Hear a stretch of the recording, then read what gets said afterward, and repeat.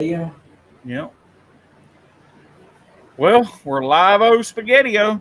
yeah, Lavo Spaghettio. What's up, everybody? Um, Now, what's up, everybody?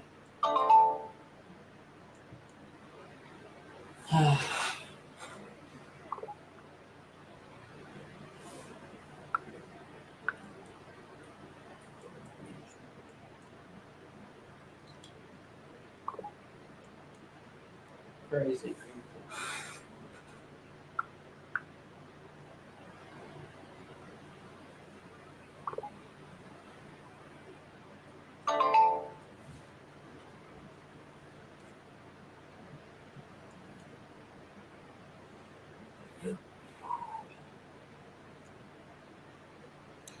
okay, guys. Sorry. Just trying to send out some notifications here.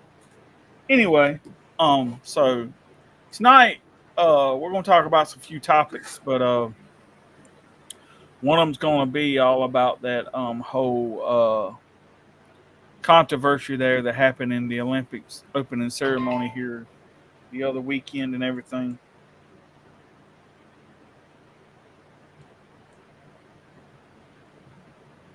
But kind of wanted to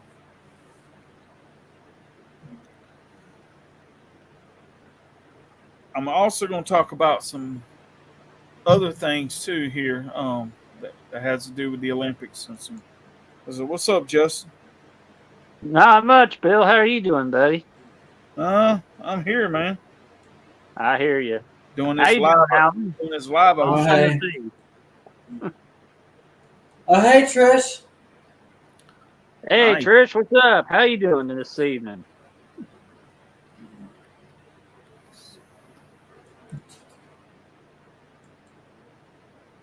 Oh, and there's Robert. Or maybe That's that's just, me. or was that you? Okay. Yeah, that's I, me. I, I wasn't sure since I know that you were going live from both channels tonight. So. Yeah. Um. Well, one of the main topics I wanted to talk about. I'm not going to talk about right yet because my wingman ain't here to kind of help me out. So You as know, soon as he gets up in those here, country fan. uh, hey country, when he gets in here and he can help me out with some of the stuff, we'll talk about that first. So we'll kind of jump around a little bit, but so I saw this video the other day of this transgender guy Mm-hmm. boxing this woman in the Olympics. And she Mm-hmm. bowed out after 45 seconds because she was afraid she was going to get hurt. Now, here's a guy who was supposed to be a biological male, but he was posing as a transgender, fighting a chick at the Olympics, right? Yeah. Now, we all know how woke the Olympics are, right? I mean, come on, let's get real here, right? Okay. Right. The messed up thing about it is, right, if you're a man or you call yourself, well, I guess not because you're uh I guess you're calling yourself a woman, but if you was ever a man and you ever had any kind of dignity or dignity about yourself, you know better than to lay your hands on a woman, whether it's for sport or whatever, right? Okay. So the Exactly. whole thing that gets me right is so I guess now not only are they promoting transgenderism, but they're promoting biological males who can claim to be women and can lay their hands on women and not even nothing even happened to them. I mean, come on, man. I mean, really? I mean, it's gotten so out of hand, man, to where it's just like it's just so stupid, right? I And let me agree. tell you something. 99.5% of these people that do this stuff, right? They know that they can't compete in the like they know they can't compete in the gender or sex that they're supposed to be competing in. So They claim to be women, so they can go out and actually win and go on and get first place and get trophies and all that stuff because they know they can't beat the men. So that, I mean, to me that's just sorry. I mean, to me that's pretty low right there. I mean, you're gonna do that because you can't beat men, so you're gonna get a thrill out of beating women, biological women, right? I mean, it's just, it was funny, right? I saw this meme yesterday, and I've actually seen one today where they were talking about that guy that beat that woman.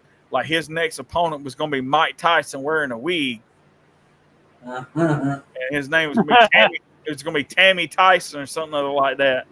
And I was like, yeah, I'd like to see that dude fight him one time. Man, he get knocked out in 10 seconds in the first round. Yeah. Tyson probably just hit him with a haymaker and get it over with.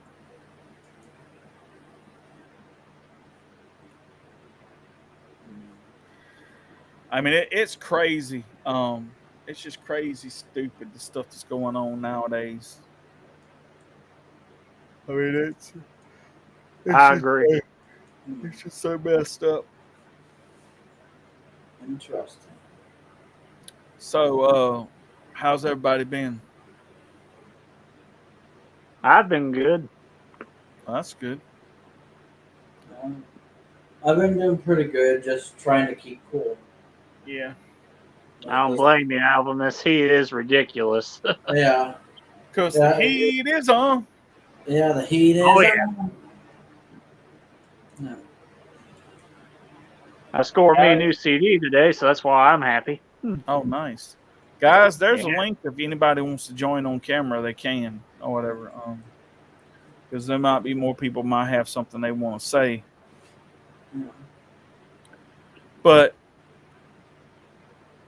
I just think the state of the world today, the way it is, man, it's not looking good for a lot of humanity and all that stuff. Yeah. Because now we just let people run wild and do whatever the hell they want. And it's like there's no moral compass anymore with people, right? There's no more core moral values. It's just like everybody's just like, and there's no decency in the world either. It's just, I don't know. I try to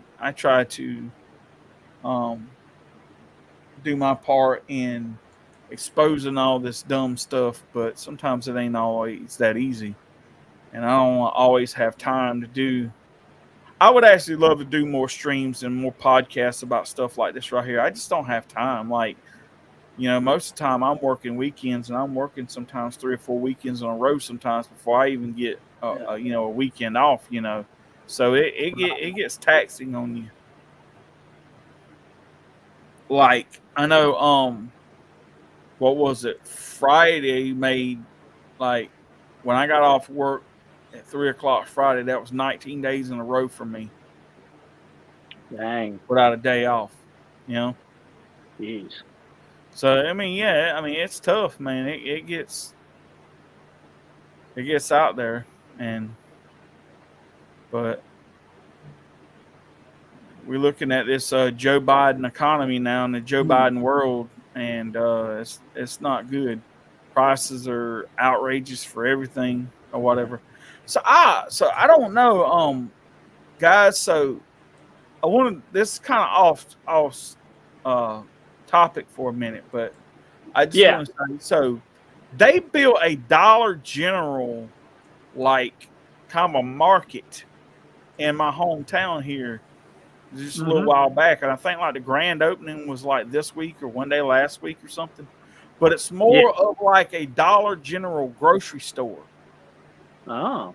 With just a few items that are like general merchandise stuff, but it's more of a grocery store. Like they have like meat and stuff like that. So it's like it's actual like a grocery store kind of like, but it's a Dollar General. And they carry a lot more stuff than the actual regular Dollar General store carries.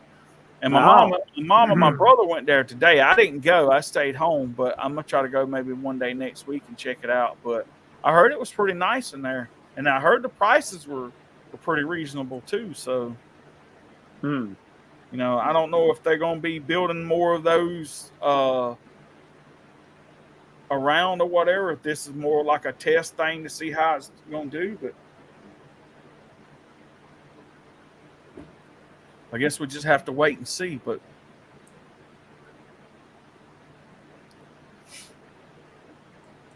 yeah. I went and seen the new Twisters movie today. Oh, nice. How was it?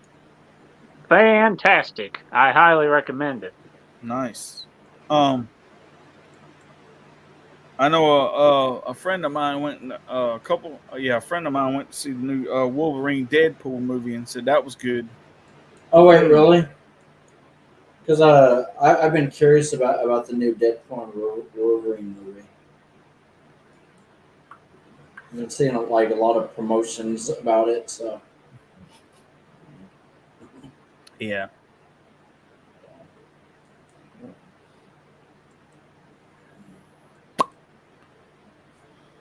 So yep. oh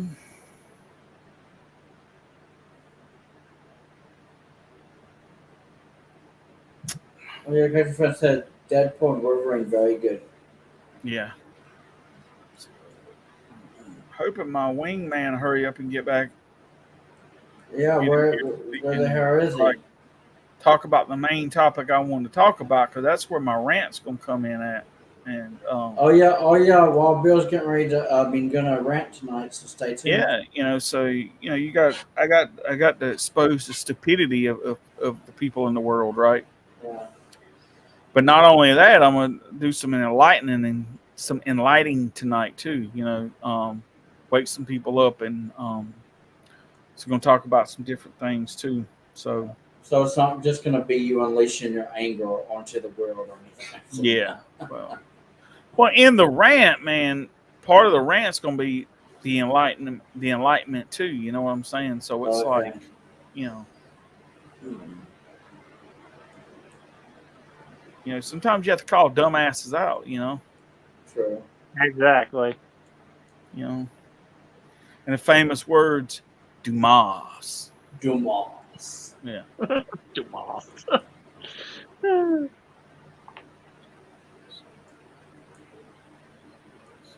Some Christian already complaining about Deadpool and Wolverine.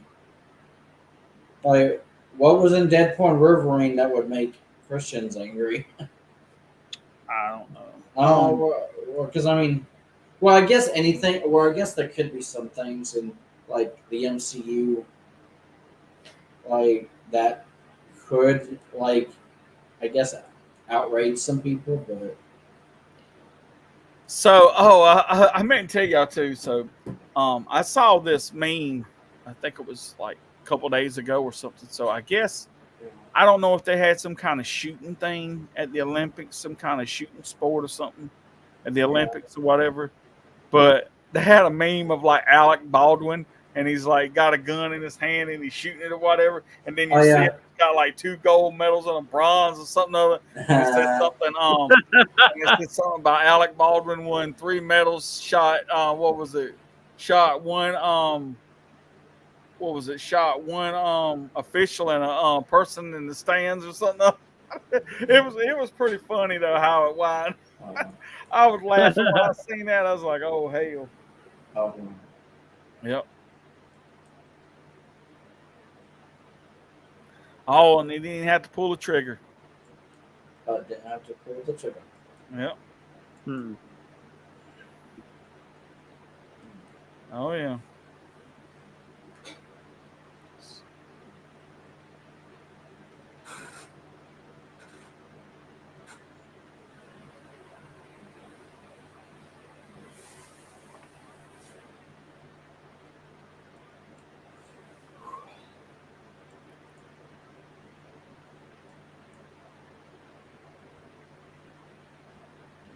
Oh yeah, that SummerSlam pay-per-views tonight too. I forgot about that. I'm hearing that Roman Reigns might be showing back up against tonight, but How's that good or bad? I don't know. Don't really matter to me. But man.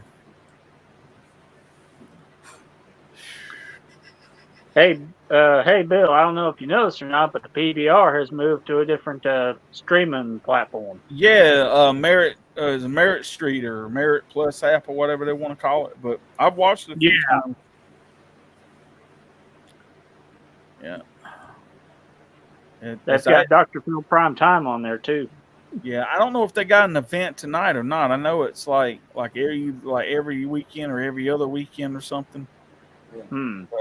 But there's also not just the PBR on there too. There's some other stuff on there too.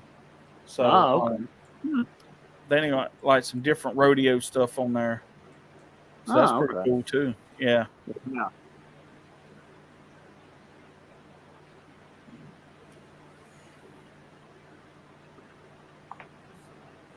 A couple of months ago in my town, they opened up a second Dollar Tree. Oh yeah. Nice. Yeah, they they opened up another one because they was needing bigger space. It's actually an old Rite Aid. Well, you know the bad part about that, man, it's getting to the point where now you can't really call it the dollar store anymore. That's true. Yeah.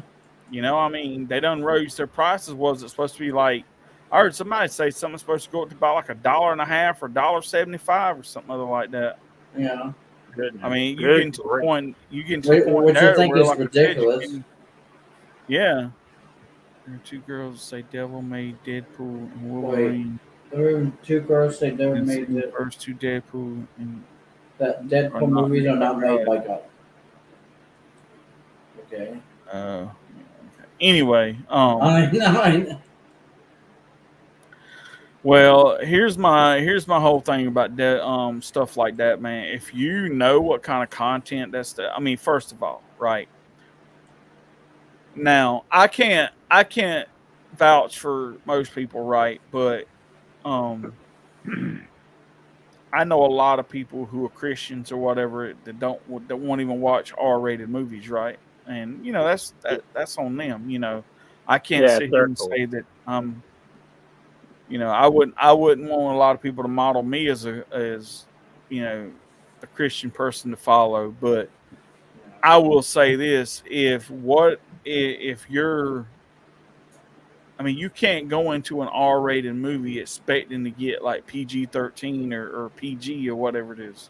Yeah. I mean, yeah. I mean, come on, it's Deadpool, right? I mean, it's not like it's I mean, you might could get away with that with maybe like I don't know, maybe like Batman or something like that. You might get away with like a PG-13 or something like that or whatever, but not Deadpool and Wolverine. I mean, you're just pretty much wasting your time, you know. Yeah. So those people that go see that kind of stuff, they should already know what they're getting into before they go watch it. Yeah. Well, that's the thing. I mean, Exactly. because I really don't want to say anything that's just going to automatically just, I guess, offend a bunch of Christians or anything. But I mean, but my take is you should always check the rating, what kind of rating a movie has before going to see it. That's why I don't understand people who basically go to see a movie and then basically have instant regret and then call it the devil's work. Like, I can't believe I wasted 2 hours of my life watching the devil. Or something. I know, right? So, I just want to tell people on here, right? If you come for the Olympic Last Supper controversy thing, we are going to talk about it. We're going to get to it. I don't want to wait too much longer. Hopefully, you know, I can get to talking about here in just the next little bit or whatever. Because, like I said, it's kind of hard for those people that might be catching this stream and maybe hearing about it first time or heard about it but never saw any of the images or anything like that. I kind of wanted to get the images thrown up on screen, so it's kind of hard for people to see what I'm talking about. Yeah. But if I have to come down to it, then if I have to go ahead and start talking about that, I guess I will, and just kind of wing it, I guess, Yeah.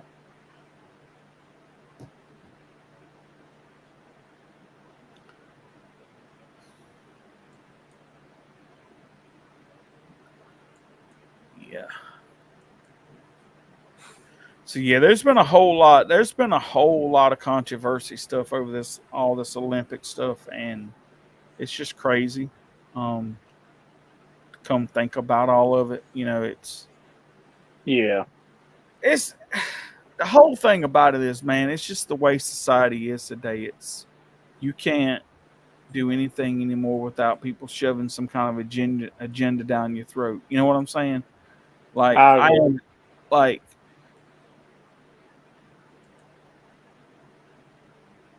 I'm just going to say, all right, I guess I'm just going to talk about a little bit about some of it, right? Like, I will say this, and for those people out there in the world that may agree or disagree, right? I think Christianity gets a bad rap, right? Because I just believe that, um,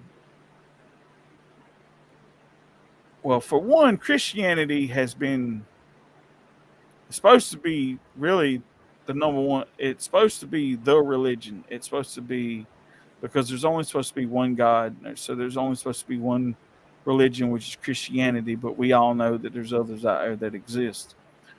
Um, so I guess for us, I guess for people out there, it's easy to mock Christianity because you know it's the one religion that calls for like you know um how do I want to put this? It calls for like peace and love and tolerance and all that stuff, right? Where a Yeah. lot of the other religions aren't necessarily so. Yeah. So but I'm gonna try to tie a lot of this stuff in together here. Um but like I said, it's just I mean, I guess in a way, if I have to, I can maybe find some of the images or something and use it, but um, Is that what you're gonna do or not gonna because I mean, here's the thing: when I get into this topic, I'm gonna talk about it, and I don't know how long it's gonna take me, but I don't want to be here all night either. You know what I'm saying? do? So it's one Yeah. of those things Oh yeah. where, um, That's why you really need to get Robert in here.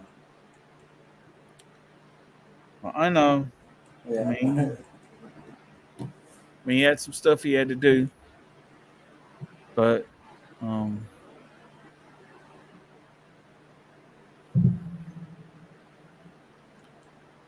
so, let me see here.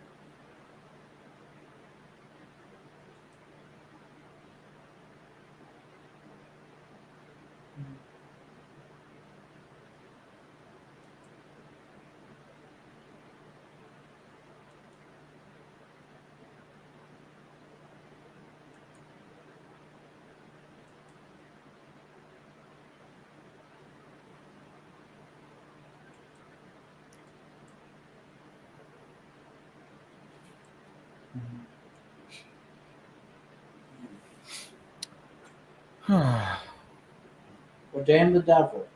know, right?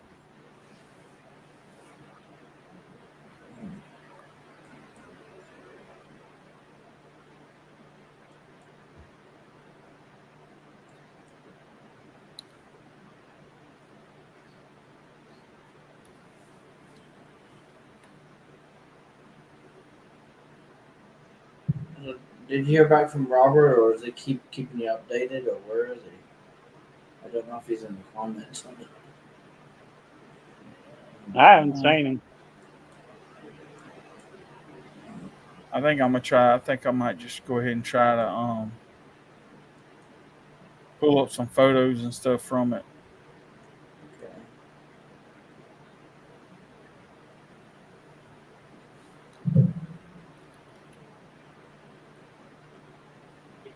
I'll actually be right back, guys. All right.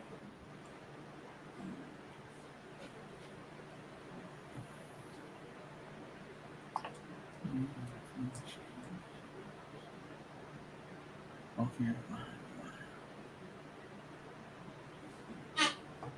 Just on phone.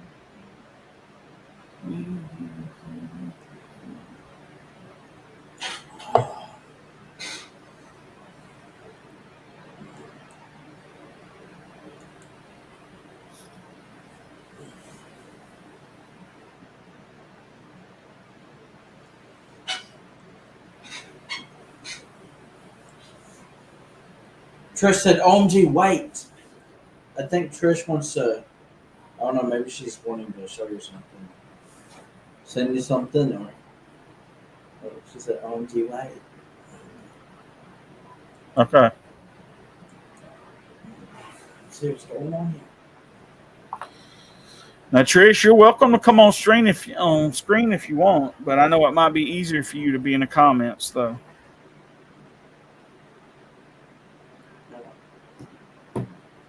Okay, Trish said, "My phone and it is dying. I have to switch phones." Okay. Okay. Okay, so maybe she's just telling you to wait because she doesn't want to Yeah. miss this rant. No. Yeah, I get it. Yeah.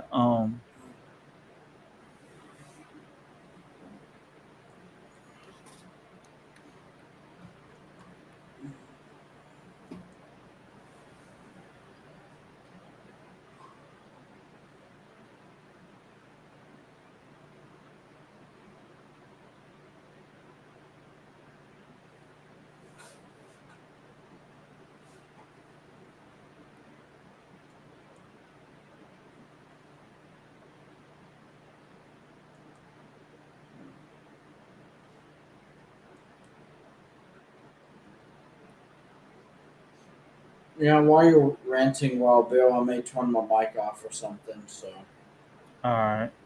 I just thought I would mention that just in case I get a message and I'll start typing and it doesn't, Okay. I guess, interfere with your rant.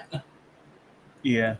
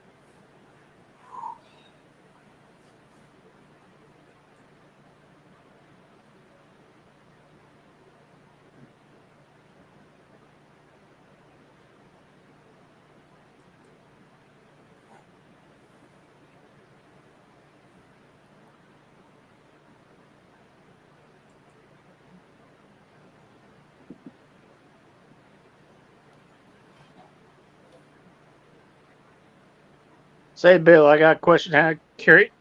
excuse, excuse me. I got a question I want to ask you, Bill. Go ahead. What would you say is your top three artists that you like these days, country music wise? Uh.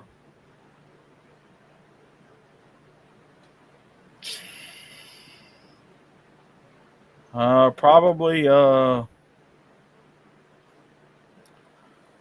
Today, probably Eric Church, Luke Combs, and oh,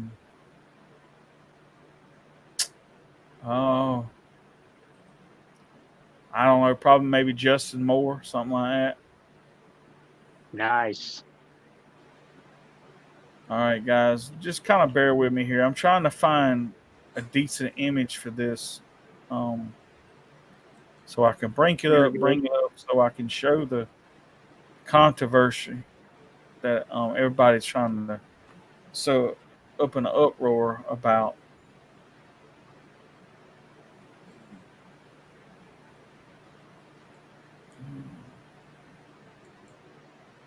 But all the ones I click on, it's like when I click on them, they daggone either do something else or the image don't come out right or something. Hmm. Let's see how this one does. You like to know my top 3 real quick? Sure, why not? All right. Well, number 1 for me is Lady Wilson. 2 is Kelly Johnson, and 3 is Jelly Roll. Nice. Oh, nice. I'll be honest with you, Jelly Roll, that new song video he just released, "Liar," is Mm-hmm. like that's like my jam at the moment. I was listening to that song like all day yesterday. Oh, I haven't Yeah, heard it yet, so I don't really have an opinion. yeah.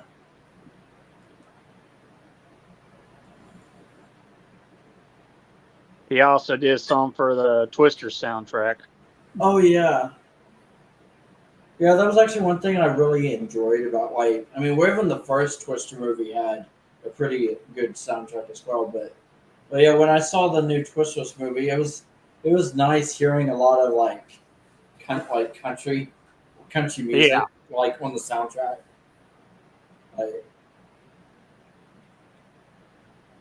Like, yeah, I just think the soundtrack for this new one was actually really good.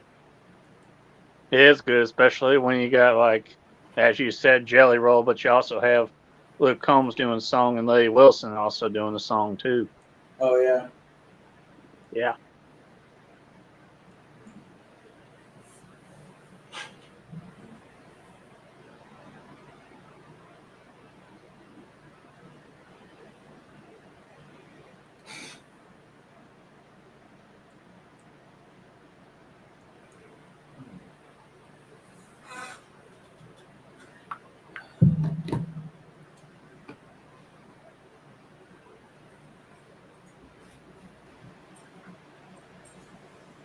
so you got everything ready, Wappo?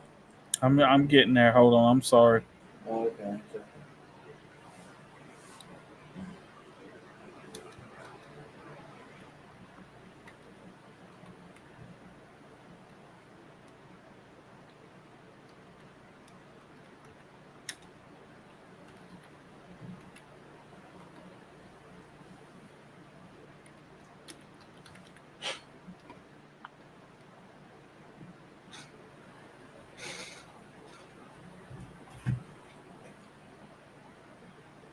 Come on. Come on. Uh, Sometime today, computer. yeah.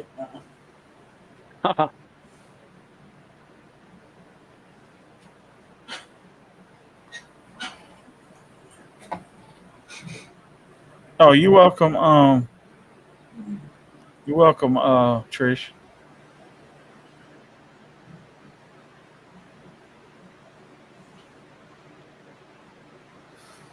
Man, this thing won't be slow tonight. Sorry about that. As soon as I can get the images, I'll get this show on the road.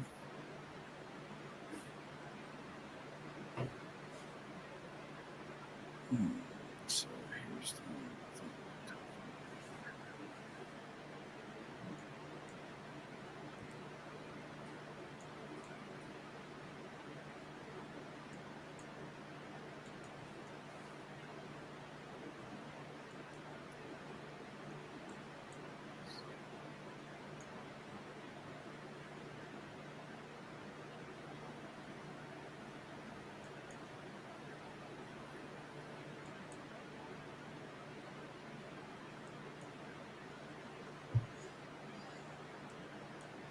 This is probably not going to be.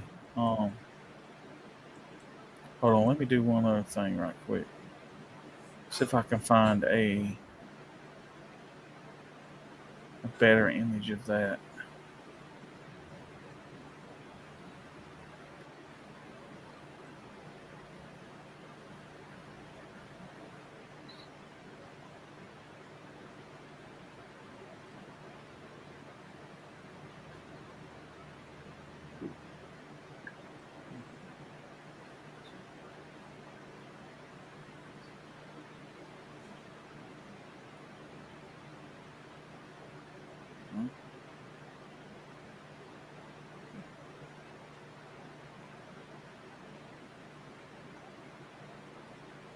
Oh, well, Guess I just have to use this one.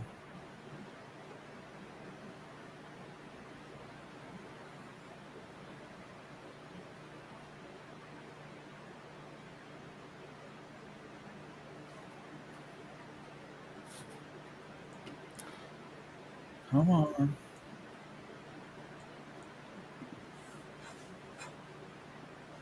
Dang computer taking forever, boy. Well, damn. That's a,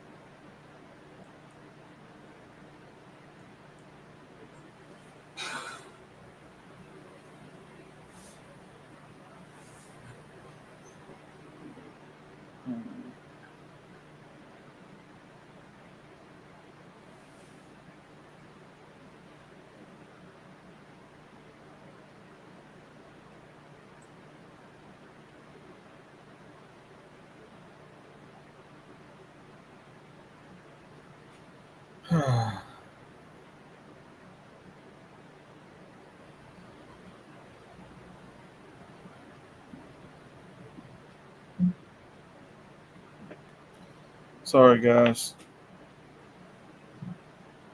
Oh, you're good, Bill.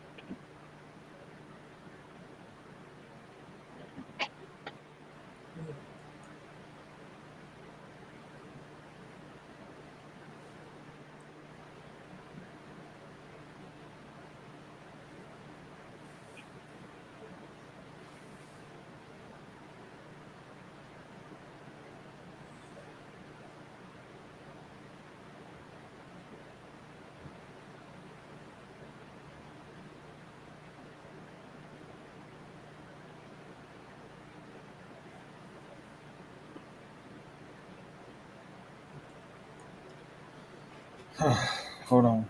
Damn it. Promise you, as soon as I get the images the way I want them, I'll start this.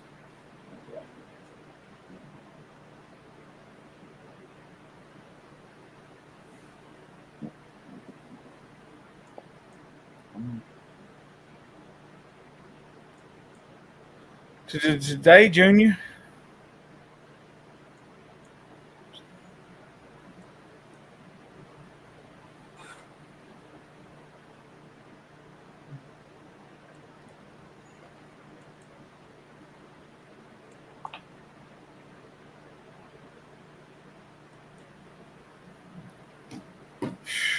Come on. right there.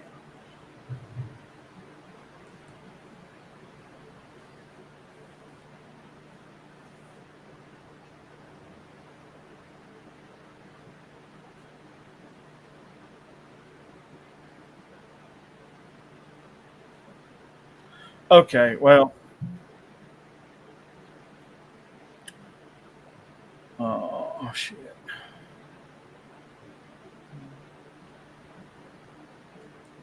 Come on.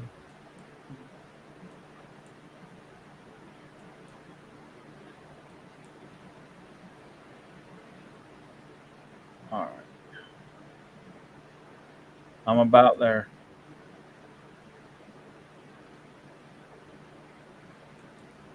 Oh, yeah.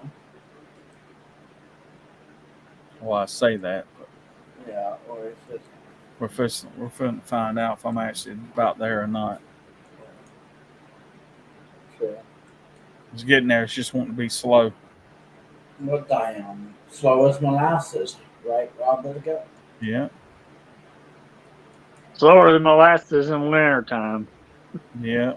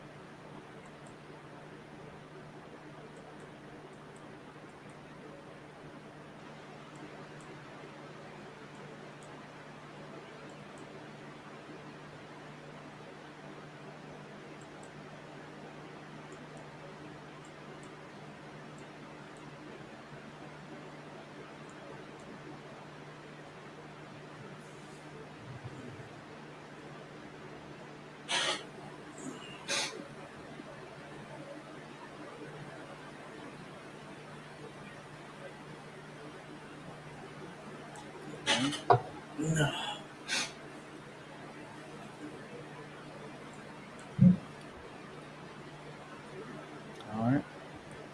Just about there, I promise. Oops. Okay.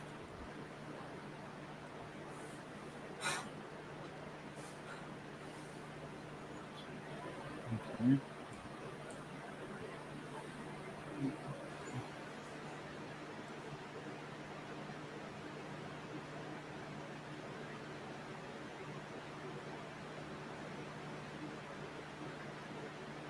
Okay. Here we go. All right.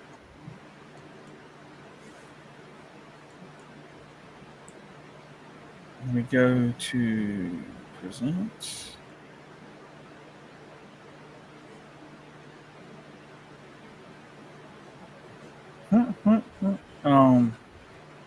So present. Oh.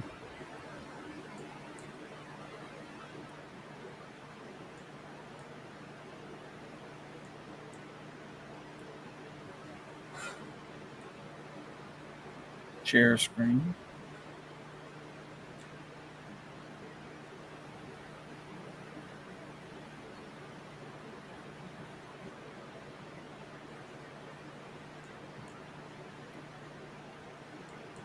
Come on.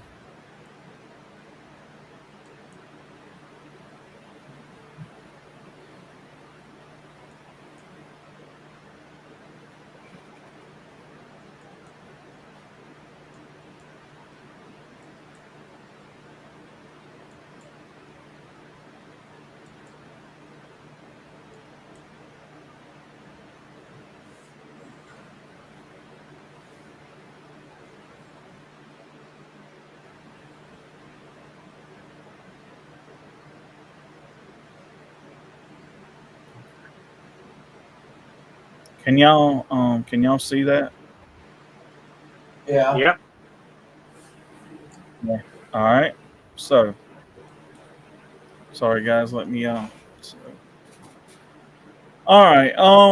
Let me do one other thing here. Let's see if I can blow this up a little bit more. Oops, too much. He's gonna blow it up. I just have to do it like this, okay? So bring it down just a little bit more. Okay, that's good right there. Okay, now, so let's get into this, okay? So up here on the screen is, if you look, the second picture down here below, that's the Last Supper, okay? Right. Iconic, one of the most iconic paintings in the Christian faith and in the religion is Jesus and the 12 and Jesus and the disciples, the Last Supper. Okay, Right. this up here at the top is the Olympics drag queens up here or whatever it is. It's supposed to be mocking the Last Supper. Now, some people say that what they're doing is actually this picture down here, which is called the Feast of the Gods, right? Okay. You see this guy down here with the little, like, looks like the leaves around his waist down here, like he's running around? Okay. See, you don't see it in the photograph up top up here, but they had a blue guy that was dressed up like that right there, okay, kind of dancing around. Well, the funny thing about it is, right, they said, well, it's the Feast of the Gods that we're portraying. What I think they done was they had that guy dance around so it would look like, so they could use the excuse, so it's this painting down here that we're actually imitating. If you look at this up here, right, there's just too much similarities to the way this is being portrayed. Okay. Right. Like I give you an example. Like you see this dude right here with the arms stretched out. You can't really see it good, but he's doing like this, right? Okay. Look at this guy right here. Only he's doing it this way. Okay. Right. You see these Right. three right here? These, the red, the yellow, and this guy right here. Okay. Look at these three. They're all facing the same way. Okay. Like this person right here, even though she's not laying over like this right here, right? You got this person here, then you got this person like there over the shoulder, kind of like down here, where this one is over the shoulder. Then I guess this kid right here is supposed to be representing this one dude right here. Then you got this other guy. It's too many. People can say what they want to, but it's just too many similarities to them trying to say, well, we wasn't mocking the Last Supper. We were representing the feasts of the gods or whatever, right? Or we were portraying a piece of. Let me tell you something, okay? I'm gonna get back to this, okay? Let me come back. All right. Hey bro, just got home and we stopped and grabbed dinner. I'll join after 8. Okay. Anyway, so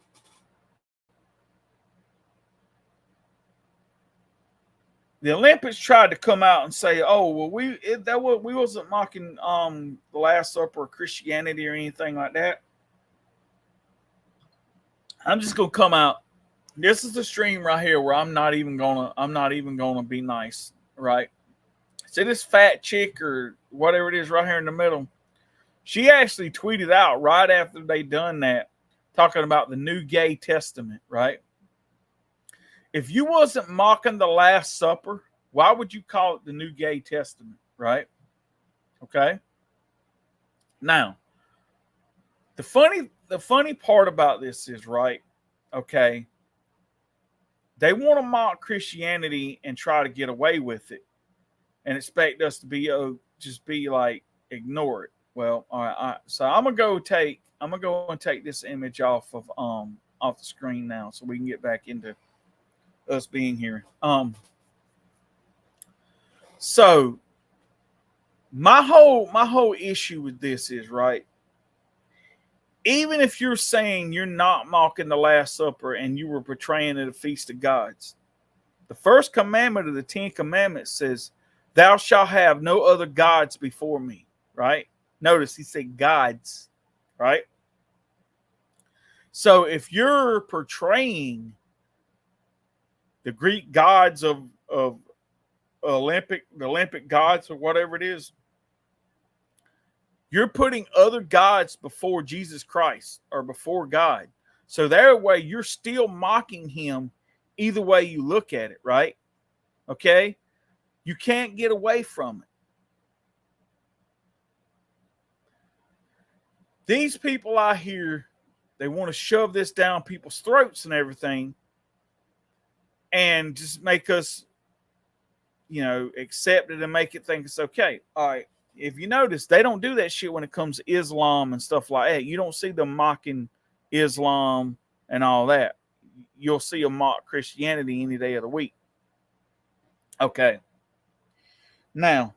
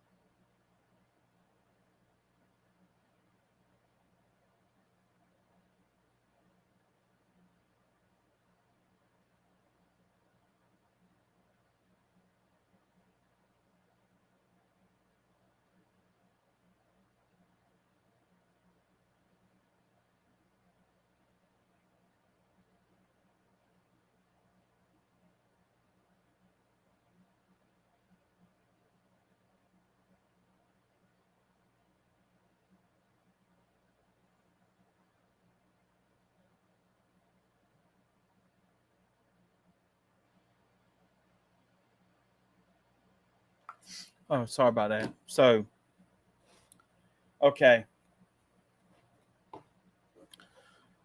they want to, like I said, they wanted to don't forget about what.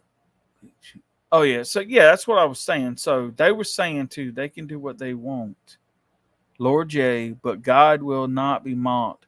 We serve the only living God who has no equal. Exactly. This Laura, I think it's Laura J 4563. Appreciate your comment. Um, so yeah, like I said, we the only religion that has the only true living God. They where's Allah, where's all these other gods? They're nowhere to be found because they're not they're not real. Okay. Now, here's the funny thing that I want people to understand. You got people out here that are trying to tell you that the Bible is fake, right? That the Bible is just made up stories written by man that people are so gullible to follow. Okay. So I'll give you one of the biggest stories in the Bible is when Moses freed the Israelites from the bond and slavery from Egypt, right? And they were going out of Egypt or whatever, and they came to the Red Sea, and Moses parted the Red Sea, and you know the story goes. They walk across dry land, and as soon as they got to the other side and the Egyptians started coming through, the water closed on them and drowned the Egyptians. Well, here's the funny thing. It has been proven, and there's been pictures shown, that they have done diving explorations in the Red Sea, and they have found remains of chariots in the bottom of the Red Sea. Okay? They're all crusted over, but you could tell where there's chariot wheels, chariot axles, and everything in the Red Sea. So if the Bible is made up, I think that's just a little bit too coincidental, don't you think? For it to be fake, right? When you've got actual evidence that proves it, right? Okay. So I guess what I want to talk about too tonight was, there was this big controversy too about where they let this guy who was a sex offender, he had raped a 12-year-old girl, right? They let him compete in the Olympics, right? I guess he went to jail, did his time or whatever, and got out or whatever. Anyway, right? Now, that totally right there is just, that right there is just uncalled for. Now, I'm going to come out here and I'm going to tell you that I'm probably not the best Christian to, like, for people to, like, want to put any kind of, like, what I'm trying to say is, like, I believe in God. I love God. I'm a Christian, but I probably sin a lot more than probably mostly most Christians do. And do I think I'm a really great role model? Probably not. Okay. But what I want to say is that, okay, I've also heard people talk about, well, why didn't God intervene in that situation, right? Okay. Why didn't he do something or whatever? Why ain't Christians more uproared about that? Well, they are. But here's the thing, right? And some Christians will use these generic answers like, well, that's God's plan or whatever it is. I won't tell you that, okay? I won't say that to you because I don't know what God's plan is. I don't know why he does what he does, why he does it, whatever. None of us will know, okay? But I will say this, right? Let's say God or Jesus would have intervened, right? Okay. First of all, would we give him the credit for it? Probably not. Or if we do give him the credit for it, it'll be, thank God all this happened. And then another day or two, you'll go on about your business like it never really even happened, right? Okay. So to me, it was kind of like a half-hearted kind of like thanking God for intervening, right? Okay. The problem I have is people want to complain about what God don't do for them or Jesus or whoever, whatever, why they're not getting this or why he's not doing that or why they let them suffer or why they're doing it. Here's the thing. you got to ask yourself, okay, what have we done for Jesus lately? Right? What have we done for the Lord? Right? Okay. People think when you get saved and you get baptized and all that stuff, that reading your Bible and going to church is, just it. That's all that's all it's required of you. No, it's not. You're supposed to tithe is one. Two, you're supposed to go out and spread the word of Jesus and the gospel and Christianity. But you're also supposed to do, like, you're supposed to help your neighbors out, your fellow man, your fellow Christians out there in the world. Do good things, do great things, do works for Jesus. You can't just like read your Bible and go to church and all that stuff and expect that to be you have to put in the work.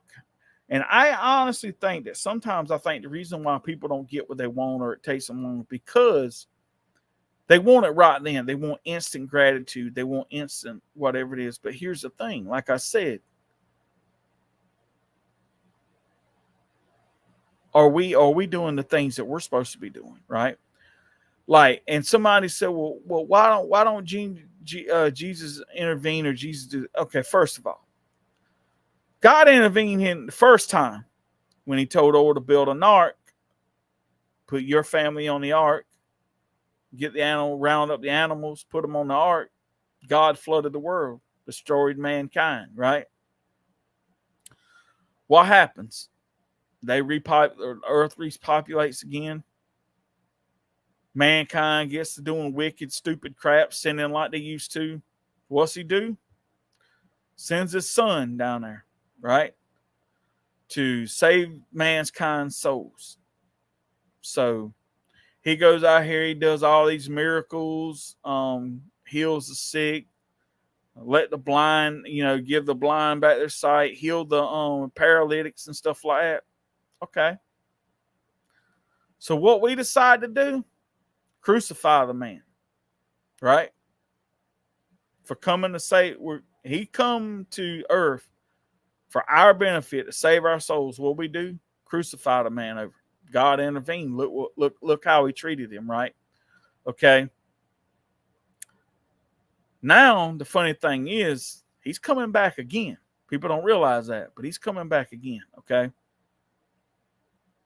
This time, you better be prepared. So, the whole thing is this, right? Like, I just feel like that as Christians, and here's the thing.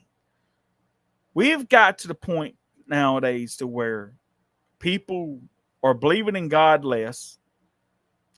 The ones that do believe in God, they don't praise him enough. They don't thank him enough or whatever. They don't do all these things that they're supposed to do.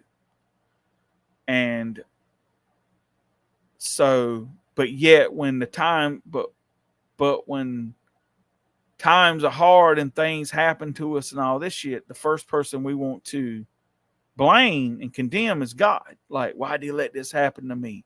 Whatever. Why? I mean, why is this happening or whatever? Why is he always picking on me, right? Well, okay. I get where you're coming from. But like I said in the beginning, what are you doing for him, right? When's the last time you thanked him? When's the last time you praised him? When's the last time, you just, like, when you wake up in the morning, the first thing you should say is, thank you, Lord, for another day, right? How many of us can actually say that we do that, right? I'm guilty of it. I'm not going to sit here and condemn somebody else. I'm guilty of it myself every day. There's times when great things happen to me and I go about and I think, oh man, I should thank God right then for it. And sometimes I don't. And sometimes I'm like, I'm thankful, don't get me wrong, but I don't come out and say, thank you, Lord, for, giving me, this job, or let me have this car, or let me have this house, or let me have this great paying job, or whatever it is. We don't. Half the time we don't. But yet we expect him just to give us everything we want when we want it, right then. No ifs, ands, or buts about it, right? That's just how it is. Okay.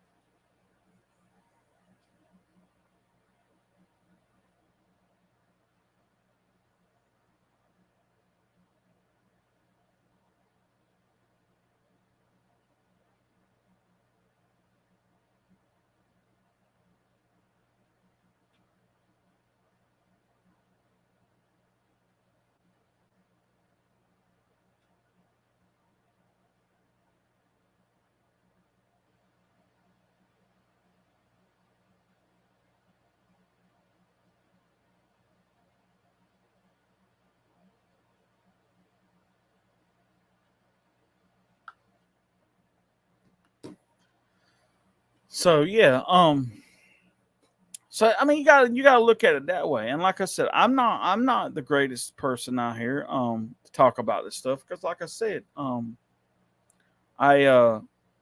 I'm not the perfect Christian, or I'm not the. I wouldn't want to say I was the Christian that I'd tell somebody, hey, go be an example like he is. No, I'm not, because I might be the worst example for somebody. All I'm saying is this: it's just like, if we don't put in the work, why should we expect something back? Right? That's just the way I look at it. Right? And like I said, when things go wrong, we're the fast to condemn God, but how quick are we to praise Him and thank Him when something goes our way or we get what we want? Right? I mean, half the time we'll pray for something, say like, Lord, oh, I need this, I need this, I need this. You get it, but then you don't take the time to thank Him when you get it. You see what I'm saying? And what I'm trying to say is, what happened to that little girl? It was sick, and it was unjust, and it was unfair. Here's where this is going to take a turn, right? And some people may disagree with me. Some people might not like what I have to say. Some people this might upset some people, but you know what? I don't really care, right? Okay. This girl was 12 years old. She met up with this guy that was 19, 20 years old. I don't even remember how old the dude was, right? But I know that he was way older than her. Okay. From what I get out of the story, they were talking on the internet. He flew to meet her or something other. And I guess they got up and he wound up raping her or whatever, right? Okay. Here's the funny thing.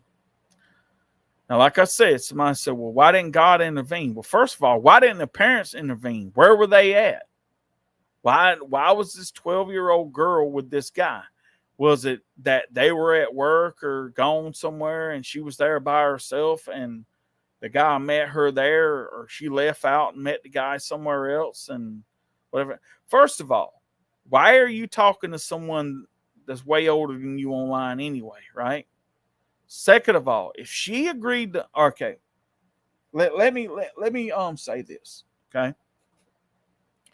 If she agreed to meet this guy, if she agreed to whatever it is, right, that doesn't give the person the right to do what they done, right? Okay.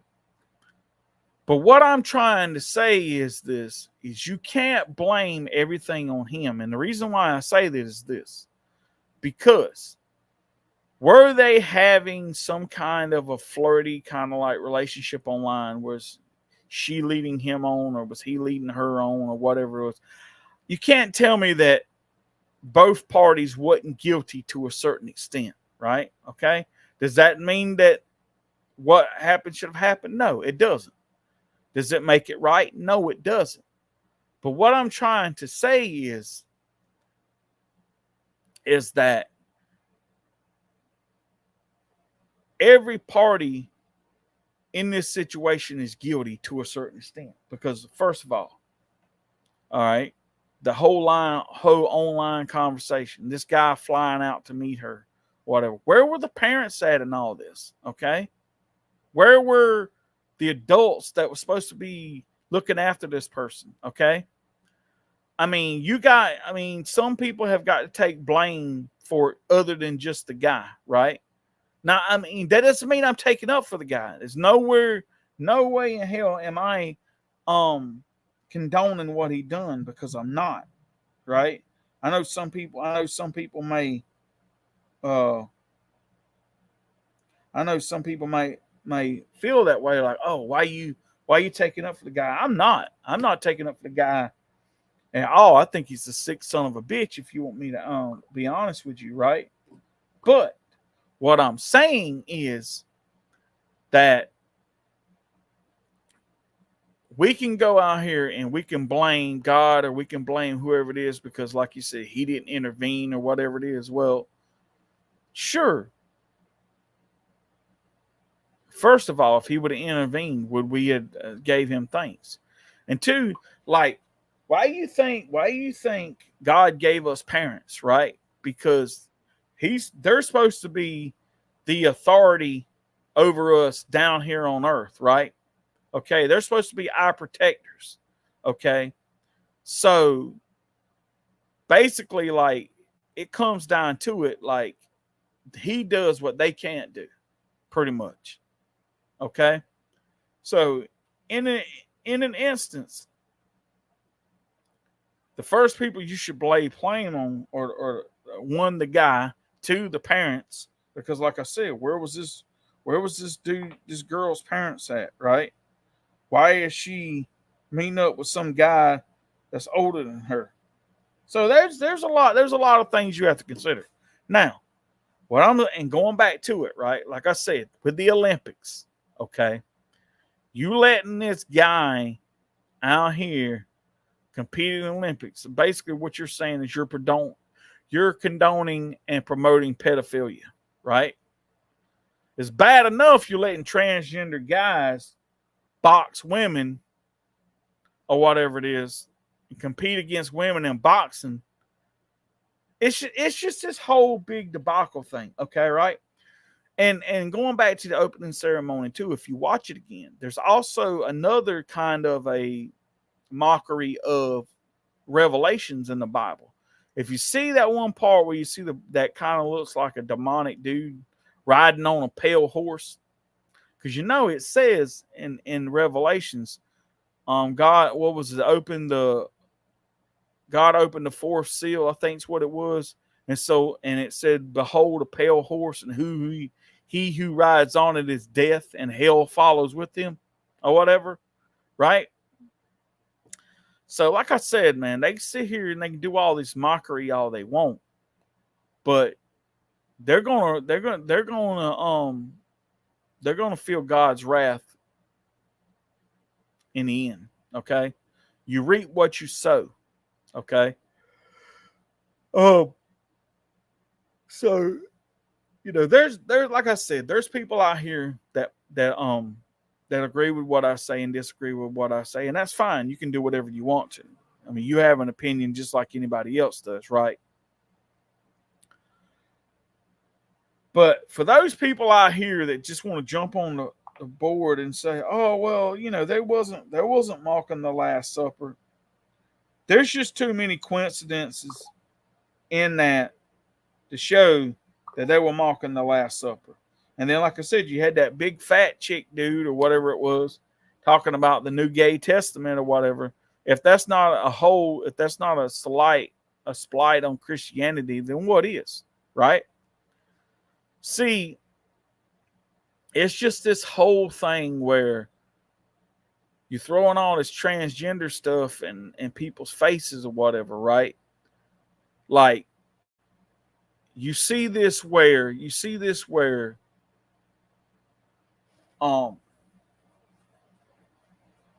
what what kind of morals do we have when we let guys who pretend to be women go in the women's locker room and undress in front of women and stuff like that? And where is the moral value in that, right? Where is the code of just some kind of, whether it's right or wrong or not, it just blows my mind. Okay. And the whole thing about it is you got people nowadays thinking stuff like this is okay, right? Like, I'm going to be honest with you, dude. If I was married and I had a wife or a girl, well, I got a girlfriend, and let's say I'm standing, like we're in a store somewhere. She's like, babe, I'm going to the restroom. And so we walk around, and here I am. And here comes some dude, some bearded dude that looked like that guy on the picture there at the Olympics, walks in the bathroom. You don't think I ain't going to want to punch that dude in the damn mouth? You know he ain't going to do nothing but go in there and do perverted stuff. That's all they all do. That's the only reason they do that stuff. Is this transgender stuff is opening up a door to let people just do all kind of sick crap. Right? That's what it is. And now they're getting to the point that I'm going to tell y'all something right now. And I was talking to somebody this the other day at work. And I was like, I will not submit you within the next 10 years, if earlier than that, if they don't lower the consent age to like down to like about 16. Right? Because that's just how sick and perverted these people are. See, that's the reason why they're pushing all this sexual orientation stuff at school, because they want kids to learn about this stuff a lot quicker, so they can lower the age of consent down. So these perverts and these old men out here that can't get laid no more, or got these women that won't give it up no more. Oh, I can go out and get me a young girl or whatever it is. I'm telling you, people are sick. That's how people think nowadays, right? People might think, oh, that's not what it's about. No, that's what it's about.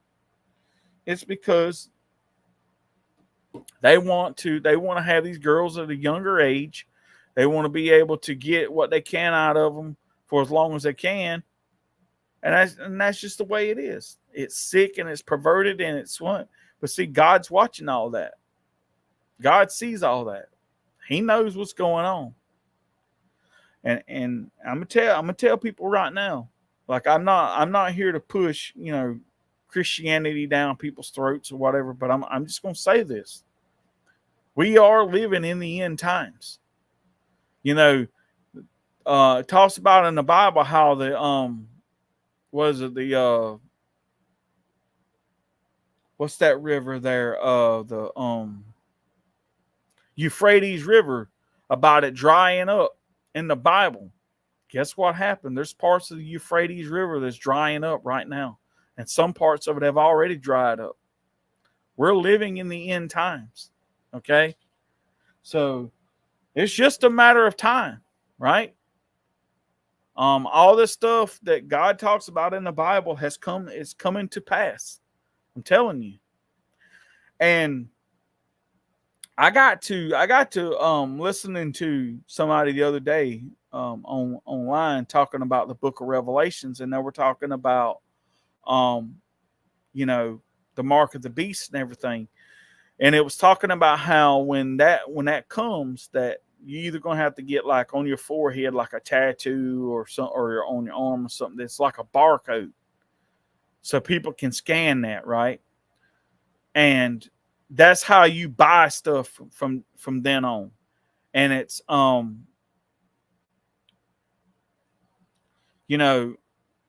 God talks about the people that take that mark will not enter heaven, right? But those people that stand against it, he said, yeah, sure, they'll wind up being persecuted and killed and all that stuff for not taking the mark of the beast. He said, but those are the people that are the true Christians and the true people, his true, and they will be rewarded for that. Those people that take the mark of the beast are doomed. I'm telling you right now. It talks about it in the book of Revelations. And I mean, there's some scary stuff in there, man. You go to reading some of that stuff, and it really gets you to thinking. And I'm not here to preach tonight. That's not what I do. I mean, if you want to hear the Bible, then go check out our Bible stream on Sunday nights that we do. And we do the scripture and we talk about it and discuss it and everything like that, and or whatever. And that's just pretty much how it is. But I gotta say, like, ever since I saw that whole opening ceremony thing, it just disgusted me, and I didn't care if I watched another minute of the Olympics after that, right? And like I said, people can say what they want to, they can believe what they want to, and they can feel about however they want to. But if you do not see similarities in that, then you're either blinded by the whole thing, or you just don't care, or you're just trying to make an excuse, right? There's just too much of that similarity that it's undeniable what they're doing. They're making a mockery of Jesus and Christianity, and they will pay for that. I'm telling you. Why you think they had riots in the streets and blackouts and all that stuff that was going on over there? When you mock God, you find out what happens. It says in the Bible, God will not be mocked. For man will sow something, and so shall it be. For man shall sow something other, and so shall he reap, or whatever. And I'm telling you, it's not looking good out here. And it's just one big messed up cluster. It really is. Because, like I said, you got that whole thing where you got this transgender men fighting against women in the boxing category. I mean, well, you can't. I was going to say, what kind of man would call themselves a man and put his hands on women, but you're not really considering yourself a man.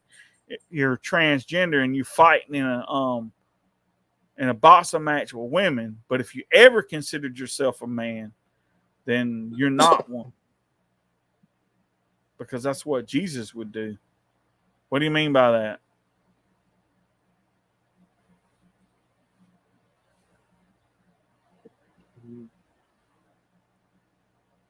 Hey, Bill. What? Did you talk about how that chick, man, whatever the hell it's supposed to be? Did you talk about how she said she was going to sue Christians that disagree with her? Oh, yeah, I forgot about that part. Yeah, she was talking about she was going to sue Christians because of the backlash that all that stuff got, right? Yeah, I want to see that happen, okay? Because that is what Jesus would do. I don't understand what you're meaning by that, okay? Are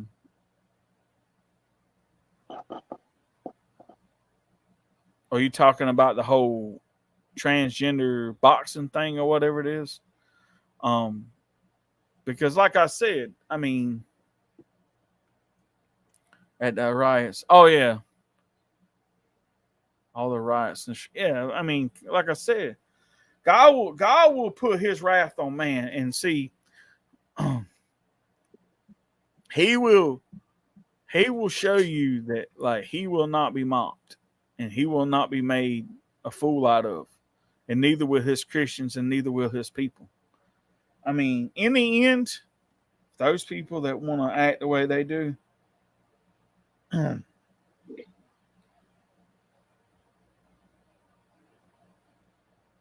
Well, I can certainly say one thing about these people from the Olympics. There's going to be a long line to get into hell. I know, right? Yep. Yeah, like I've always said, I've been talking about like, I hope these people like warm places, right? Because if you like hot places, then that's the ideal place for you. But the only bad part about it is there's going to be no ice water. There's going to be no iced tea. There's going to be no cold sodas. There's going to be no ice cream, no air conditioning, none of that good shit. When you get there. So I mean, you know, like I said, you might like hot places, but I doubt you're gonna like this one too much. But then again, hell, you don't ever know. There might be people might get down there and say, "Oh shit, you call this hot? Turn it up a little bit." You know what I'm saying? They might enjoy it. You know what I'm saying? Hell, they might have it so hot the devil be wanting air conditioning. You don't ever know. Hell, some people might actually like it. I'm just saying. I mean, what do I know, right? All I know is South Carolina's too darn hot for me.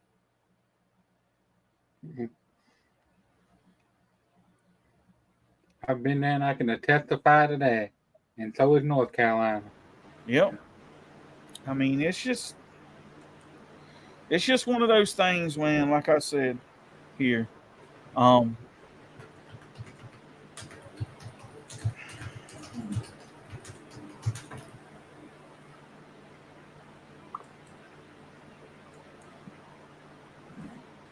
and that guy in boxing isn't trans. He is DST. Yeah, what did I say?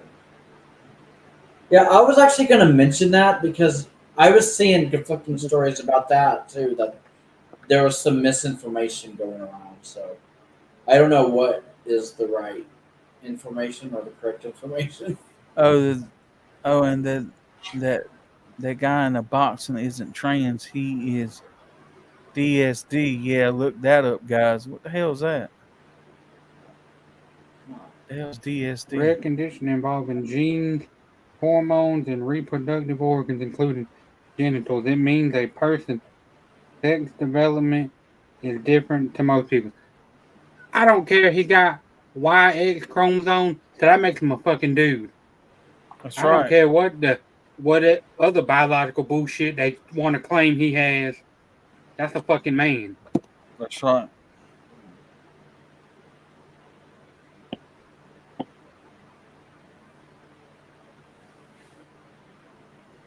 I know, right? I mean, it's just messed up. I'm telling you.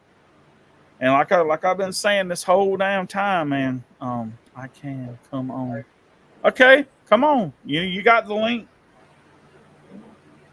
Yeah, come on screen, Chess. I forgot it. Like I said, you're more than welcome. Oh, Robert, I meant to ask you too. Did you see that meme that's been floating around Facebook where that the guy they were talking about, right, said his next opponent's gonna be damn Mike Tyson in a wig. They're gonna call it Tammy Tyson or whatever it is. I said, shit, that was Tammy Tyson. I said if that was to really happen, I was gonna say if that was to really happen, man.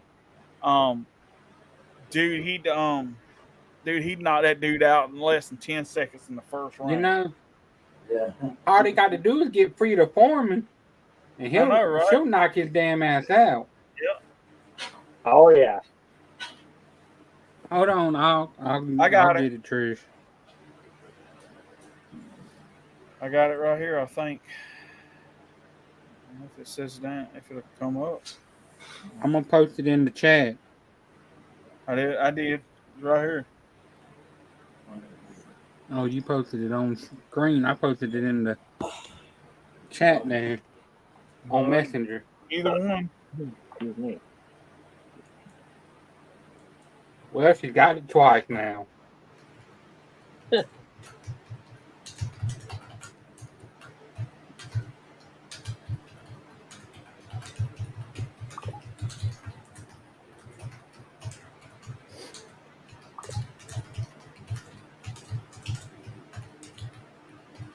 Boy, you and I are in some deep conversations over there. I know. You over there looking at your phone, and Alvin's over there just typing away. Well, damn.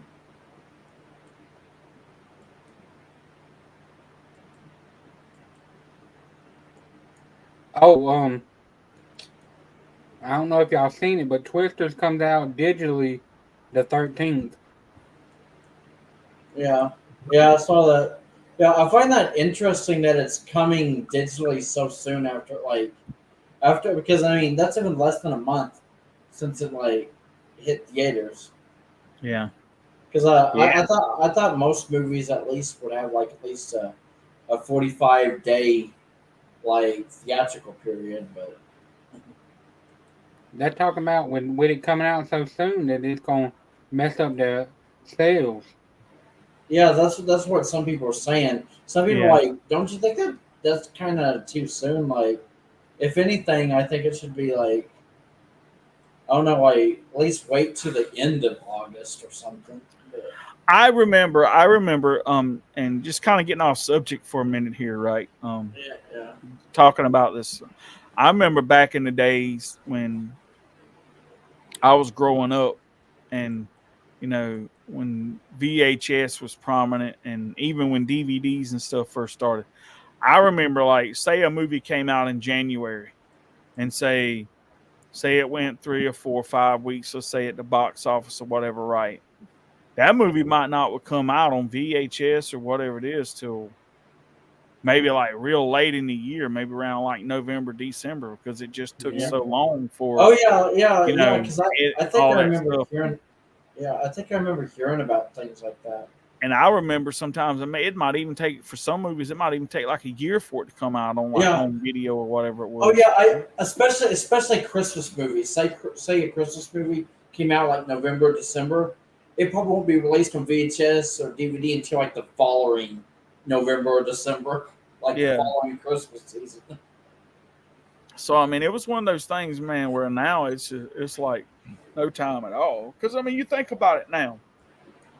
By the time nowadays, usually what you get nowadays is most movies is the theatrical cut. Once in a while, you'll get a movie that might have two versions, like the director's cut or the uncut version or the theatrical cut or whatever. But Yeah, about 90% of the physical media that comes out nowadays is the theatrical release. yeah, Okay. So it's already been edited and all that stuff. Basically, all they have to do now, once it's already hit the movies, is um basically transfer the file over to a DVD, you know, and it has to go through the manufacturing process, which nowadays, man, that don't take no time at all. And the movie's out within probably a month, maybe a yeah. month and a half, 2 months at the latest. You know what I'm saying? Some of it's held back just for marketing and stuff like that. So I mean, it's just it depends. I mean, so it's like it's crazy nowadays, but Yeah, where I was gonna say this, I mean, as bad as it sounds, the 2020 pandemic really fucked up things with like movies and how things are released. Because I mean, for a while there, back in like 2020, most movies, most everything that was coming out after COVID-19 came around and everything was basically just on digital and streaming. And then they finally slowly started opening it back up the movie theaters. But but yeah, I mean, but yeah, it's like some movies they will choose to release them in theaters, but then others are still being released like straight to digital, or Yeah. or the digital and theaters at the same time. Which I don't understand. I don't understand why a movie would be released in theaters but also released on streaming at the exact same time. Like, because I mean that kind of defeats the purpose. Like nobody's gonna go to the movie to see it, or at least I would think so. But I mean, there's probably some people who would be like, well, I would like to see it on the big screens. well, it's like this though, Alvin, and I think that here's the reason why I think. Yeah, Well, most I would have to say, not all, but I would probably say about 85 to 90% of most households now at least has one kind of streaming service, whether it be Netflix or Paramount or Disney or whatever it is. Okay, you yeah, know. So I think the reason why they do that is because, like, okay, you take for instance, like if a yeah, movie comes out on Amazon, you can buy it or rent it digitally, right? So they looking at it like this right here. So if it comes out at the movies at the same time that it comes out, say digitally on one of these platforms like that, Yeah. if you live somewhere where you live, let's say like I don't know, I mean, you take for instance where somewhere like Montana. I'm just giving you an example where there's like 100 miles between each neighbor. You know what Yeah. I'm saying? It's like, I mean, it might take you 3 hours to drive to town. You know what I'm saying? Yeah. So it's one of those things where, like, for those people, like going to a movie theater is probably not even on their radar. But if a movie comes out and say like it comes straight to Amazon, right? They could pay that price to see it on Amazon or rent it on Amazon or whatever it is and still be able to watch it. Because you know, like I said, the thing with Amazon is there's some stuff on there, even if you do have Prime, you still have to rent or buy. So it's it's one of those type of things. So that's why I think they do it for those people that can't get out maybe and go to the movies or something. You still want to watch it, then you can still watch it. Oh yeah. Well, that is true. I mean, not everybody actually like lives in driving distance of a theater because I mean, sometimes they're all like spaced out, and there's Yeah. probably some people that are like miles away from a movie theater, and then there's other people that like a movie theater's like just down the road or something. Yeah. So, Trish, you still coming on screen? yeah. Every time movies don't good theater, they come out early on DVDs. Well, that's Yeah. actually true. Well, the thing is about this new Twisters movie, I think it's actually doing pretty well in theaters. So I think that's why I just feel a little bit confused why it's already being released to digital. And also, actually, and this is going back to the original Jurassic Park, it was so successful in the movie theaters that it didn't come out on VHS until 1994.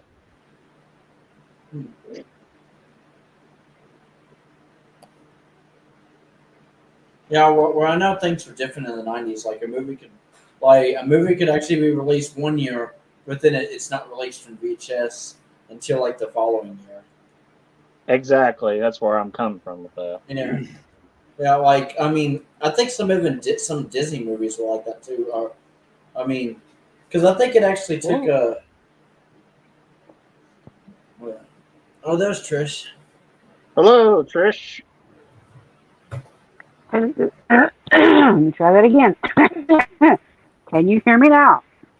Yeah, Yeah. we can hear you. Oh, thank God. Okay, sorry, that took forever. That's Yeah. wild. I think she, oh, no, Yeah. she's Well, at least very, Trish. no, I think she's frozen. Yeah. At least No, she's Trish there. finally made it. She's very late. Yeah, Christopher said hi, our favorite wild woman.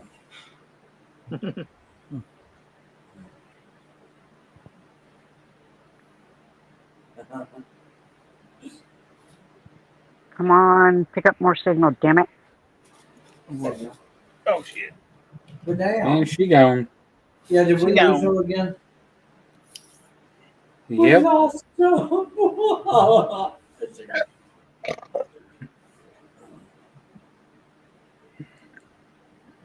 Well, they've been saying for a while that streaming's been hurting theaters, Yeah. Oh yeah, except for the big ones. yeah. I mean, I'll be honest with you. I mean, the way that it seems like things are going on in the world right now, it does make me wonder, like, how much longer will actually movie theaters actually be a thing? Will they eventually like just go out of business, or what? I mean, I hope not, but I mean, it's just everything's just digital and streaming now. So Yeah. No kidding. yeah.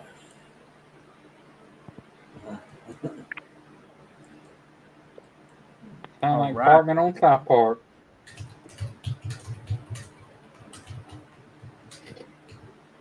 Yep. Okay, I think this is only about half working.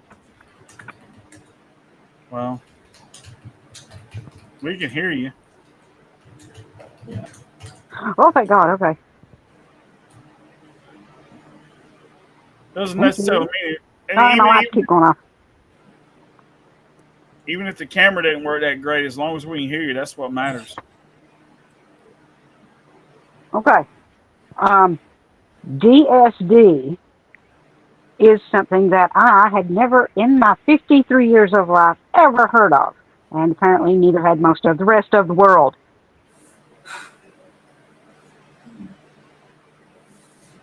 Oh hell, she gone. Oh yeah, that's all she had to say. So Damn, now we got. I must have offended some people because I went from like 4 or 5 viewers down to nothing. Wait, does it say 0? Whoa. Yeah, it says 0. I must have offended Yep. some people. Oh my god. Third time's a charm. Third time's a charm. Third Yeah. time is the charm. Oh, Trish, Okay. before you get. Okay, go ahead. Apparently, it is a sexual disorder that you are born with. It is extremely rare. You are born with female genitalia, as in this guy, this specific guy we're talking about, born with a vagina, but has a male makeup body. He has XY chromosomes. His parents are told by the doctor to raise him as a girl, even though he has the build body makeup of a guy because he has female genitalia because he's got a pussy. The doctors are telling them to raise him as a girl. Okay, but the sexual disorder is how do they say that? Basically, you're born with, like, say, a vagina, but you do or may not. Sometimes you actually have balls, but they're up inside you. They never come out. So he could have a vagina and balls still up inside him, just no penis. Okay, he is raised as a girl, but his body goes through male puberty, which means his body is made like a man's. And yes, I keep saying him and he and his, because to me, that is a guy. I don't care if he has a vagina. His body went through male puberty. Yeah. To me, that makes him a guy. He has an XY chromosome. To me, that makes him a guy. Okay? Guys, Yep. when their bodies go through puberty, their body changes. They end up being able to run faster, lift more, punch harder because of the body buildup, okay? Because of the way their body is built. They can do all those things harder or faster or whatever they're doing. Okay, so that is the DSD disorder. He's born with one thing, but he still has some things up inside him. So basically he has balls up inside. They just never came out. But he has the body of a man. The only thing this is the way I understand it, guys. The only thing he has that would be considered female is a vagina. That is how I understood it when they explained it, okay? I'm not saying it's true. I'm not saying that is the disorder he has or that the disorder is even a real thing. I'm just saying this is what they are now saying. He is not trans. He was never trans. He is DSD. He is a guy. In my honest opinion, he is a guy. His body went through male puberty. That makes him a guy. To me. I mean, I just don't. Whatever anybody else thinks is Well, my whole thing is this, right? I mean, so if you have a male makeup like that, then I understand, even if he does have the female genitalia, why are you letting this dude fight women? Period. That's what I don't get, right? I'm not trying to make fun or pick or whatever, but like I was saying earlier, man, there's these memes on Facebook now talking about And like she this gone. dude's gonna be like they're gonna fly Mike Tyson in and give him a chick's name and Good put a wig on him or whatever and have him fight that dude or whatever it is. I mean, no offense, but he knocked that fucking guy out in less than 10 seconds in the first round. I know it's not funny, but I mean that's just the way it is. I mean, I don't know, man. It's just been so much stuff here lately to the point to where it's just like you don't even have females taken up for females anymore. That's the whole fucking bad part about it. Is everybody so scared to say anything, so scared to stand up for what they believe in, that you got fucking women turning on women nowadays just so they can stay relevant. Yeah. Like, I mean, come on, seriously? I'm telling you what right now. You know, like I said, I'm not married. I don't have any kids. I do have a girlfriend, but I'm gonna tell you what, man. Some damn perverted dude gonna go in and damn try to go in the bathroom with my fucking one. They gonna get fucking punched in the mouth. You gonna identify as a tooth fairy? Hell yeah. Yeah. No, I'm identified as a damn dentist because I'll be extracting damn teeth.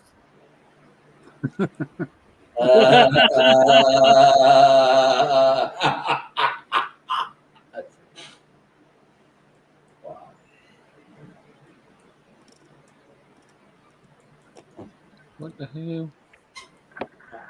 What the hell? Ew. Ding ding ding. Happy about it? Yep. But I mean, that's what I'm trying to say. So I mean, it's just been this whole damn big issue over. I mean, they're just the Olympics this year, man. It's done gone so fucking far off the damn rails that I don't even know if there's any saving it or not. But I'm gonna tell you what, I do know one thing though. When they did have this shit at the opening ceremony, they had a lot of big sponsors pull out and not sponsor the Olympics no more because of what they done. Like I said, you can say what you want. People can say what they want to, and they can agree or disagree. But either way, whether you're celebrating the feast of the gods or they were doing what they were doing, you're still mocking God because, like I said, the first commandment of the 10 Commandments says, "There shall not have any other gods before me." So that right there is mocking God anyway. So either way, they fucked anyway. Yep. Yep. Okay, if I understand it correctly, the feast of the gods has to do with the Greek gods. Yeah. Yep. Okay, well,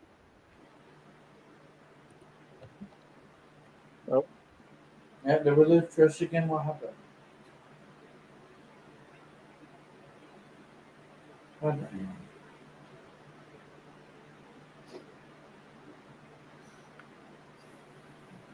What the hell? Now that's two of her. Oh my God, 2 Trishes. Oh yeah, 2 Trishas. Yeah. hey!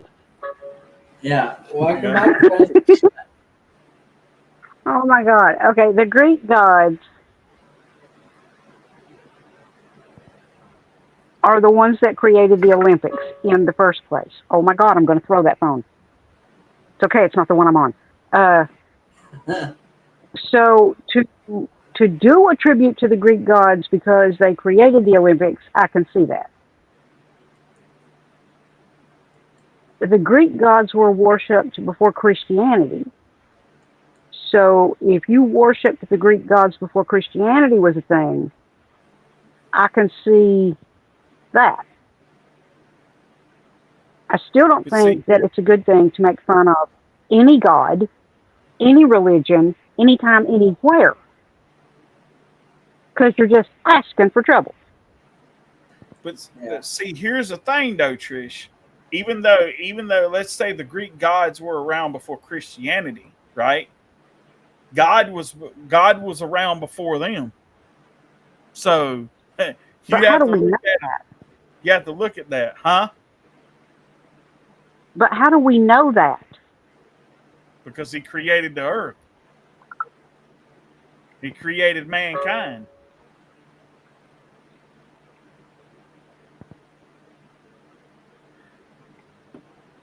I mean, that's just like, okay, that's just like Jesus. All right, let me give y'all a little lesson here, right? That's just like Jesus Christ, right? People will tell you that Jesus never existed. right? Okay. Here's the problem with that whole notion. One, not only is Jesus referenced in the Bible, right? He is also mentioned in historical text, right? Sources outside of the Bible. Okay. The thing is, Jesus Christ, the Son of God, was a human being and walked this earth. Now, like I've told people before, now whether you believe he was the Messiah or whether you believe he was the Son of God and created all these miracles or whatever it is and did all this stuff and died on the cross, that's up to anybody's belief. But there has been historical text that has proved that Jesus Christ was a living person who lived, died, and was crucified. Okay, Pontius Pilate, right? Stop it. It's mentioned in the Bible. There's historical proof that he existed. Okay, the whole thing about this, right, is this. Okay, our calendar system that we go by today was based on the birth of Christ. If Jesus Christ never existed, why would our calendar system be based on the birth of Christ if he wasn't a real figure? If he wasn't a real person? So what I'm trying to say is this, like those people out here that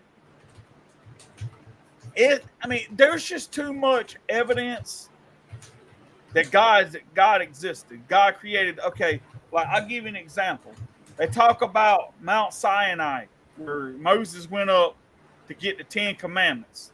Okay, they say if you go up on the top of that mountain, the top part of that mountain is burnt, because that's where Jesus appeared to Moses and wrote the 10 Commandments.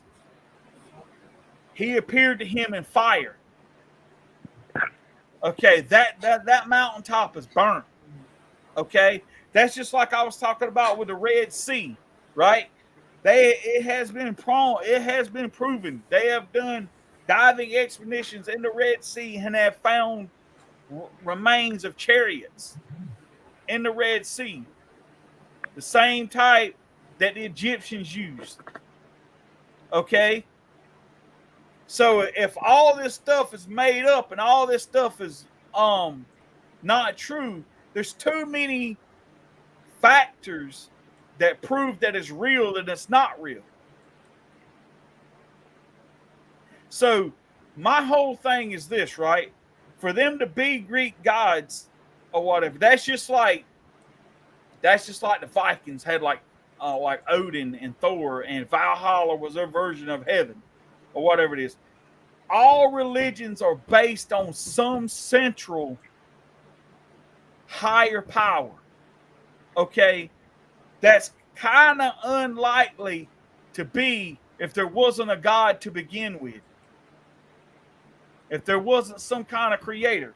Because every religion, whether you believe it or not, is based upon a higher power, where it's Allah or Odin or Buddha or whoever, right?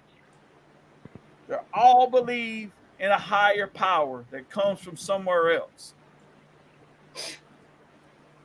So not only does Christianity believe in the only one true God, there's, like I said, there's other religions that believe in some type of a God system. So for those where people you're out there, huh? Depending on where you're born. Depending on what now? Where you're born.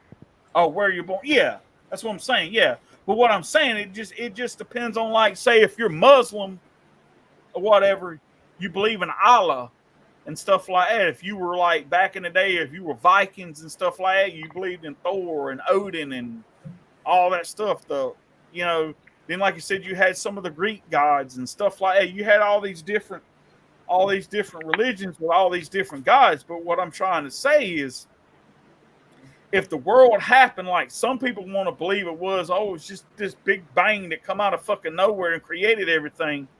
Okay, then why would most religions and some sort of humans believe in a higher power if it wasn't so? That's what some people don't understand. You've got most people out here today.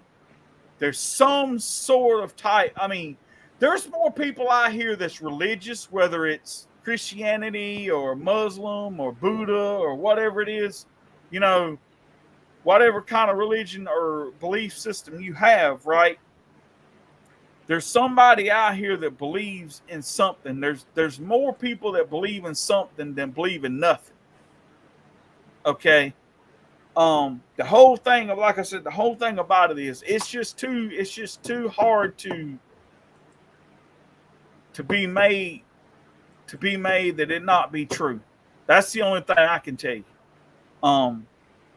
Now, like I've always told people, I believe that Christianity and God and Jesus is the only true religion out here. But I mean, how do I know? I could be wrong. You know what I'm saying? I mean, but that's what I believe. And to me, I just feel that there's too much evidence to prove that Christianity, to me, is the right religion. Because think about this, right? Most religions, right? Your payment to get into whatever their version of heaven is you either have to sacrifice yourself for your God, right? Okay. Our religion has the only thing to where our God sacrificed his life for us. He died on the cross for our sins. Okay.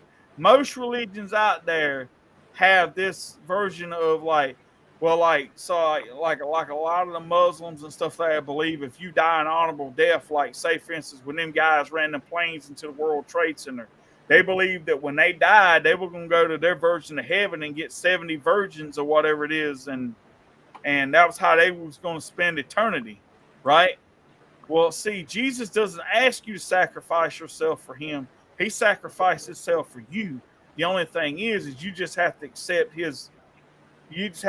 salvation, and that's your ticket into heaven, right? Well, the rest of these religions aren't like that. And see, here's the funny thing I've always said, and I'm not mocking or picking on anything or nobody, right? But I want someone to show me, honestly, to guarantee me that when like these people are talking about, oh, when you die, you're going to go to their version of heaven and you're going to get 70 virgins. Well, first of all, show to me where it says that the 70 virgins that you're going to get are of the opposite sex. How do you know? You could get there, you stand before whatever it is, homeboy pats you on the job and say, good job, thank you for your sacrifice. Here's your 70 virgins. He sticks you in, you a guy, he sticks you in a room, and here you got these 70 big dick dudes waiting on you in there. Okay? Who you think's going to get fucked? Right? You ain't gonna be doing all that. They're gonna be doing it. Right? So what I'm trying to say is I just think that's a little bit kind of radical for religion. You know what I'm saying? Like I just don't believe in, I mean, and there's some people out there that believe that to the core, and good for them if that's what they want. But I'm just saying that in the end, I believe that there's only one true God, and that's God and his son, Jesus. And that's what I'm going to follow. And if I'm wrong in the end, then I'm wrong. But I can't blame nobody but myself.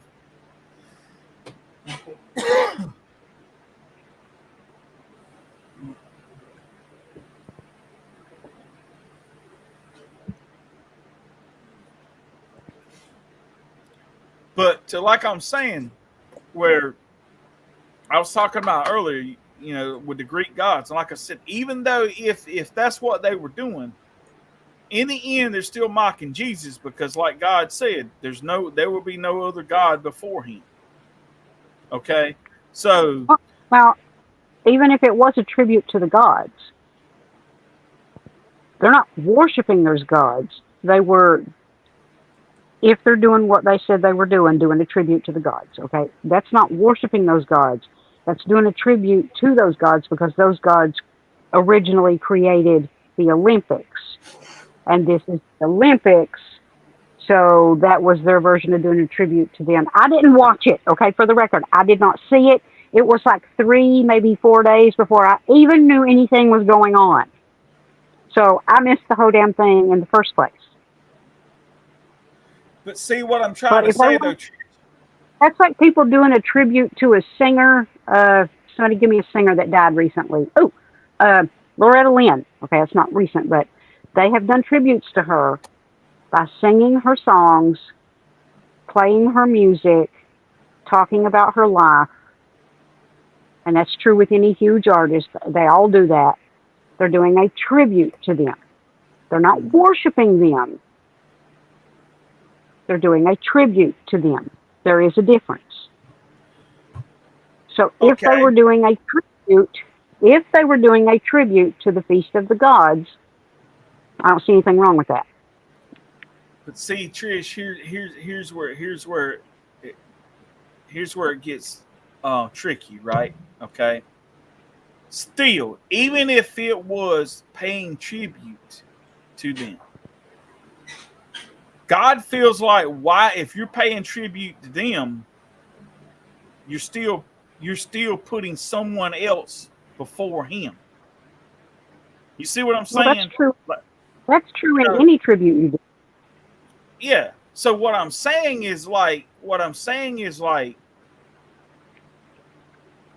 that would be like going out here and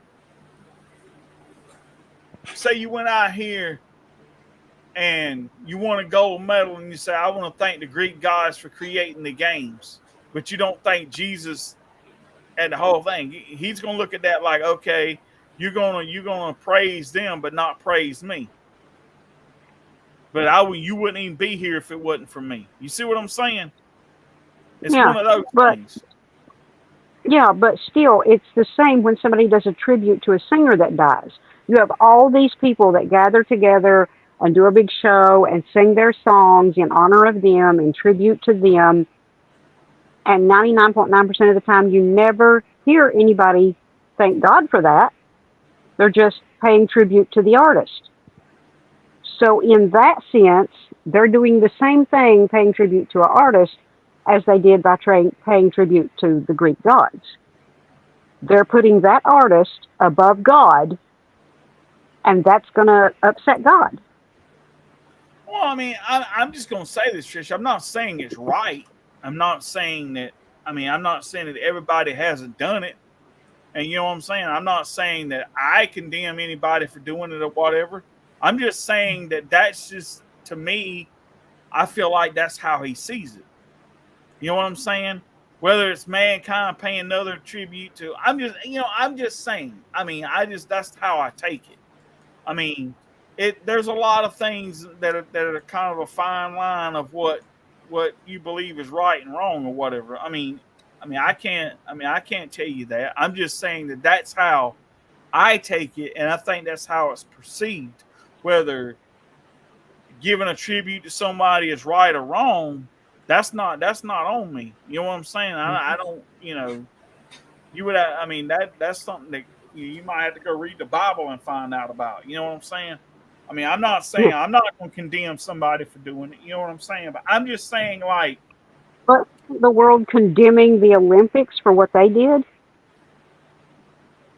Well, what I'm saying though, Trish, is like this. Like I'm saying, whether you're okay, and let's just say it wasn't a mockery, and let's not saying they was worshiping.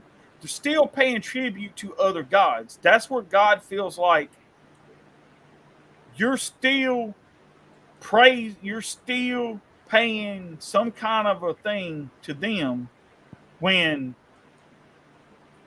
so they created the Olympic Games. Okay, well, first of all, mankind wouldn't be here if it wasn't for God. So for them to be able to create the Olympics, He had to be first. What I'm trying to say, that's just like somebody going out here and praising Noah over Jesus because Noah put his family on the ark and saved mankind from total destruction or whatever it is. I'm just saying, like, there's Oh people no, I like get what you're saying. you know.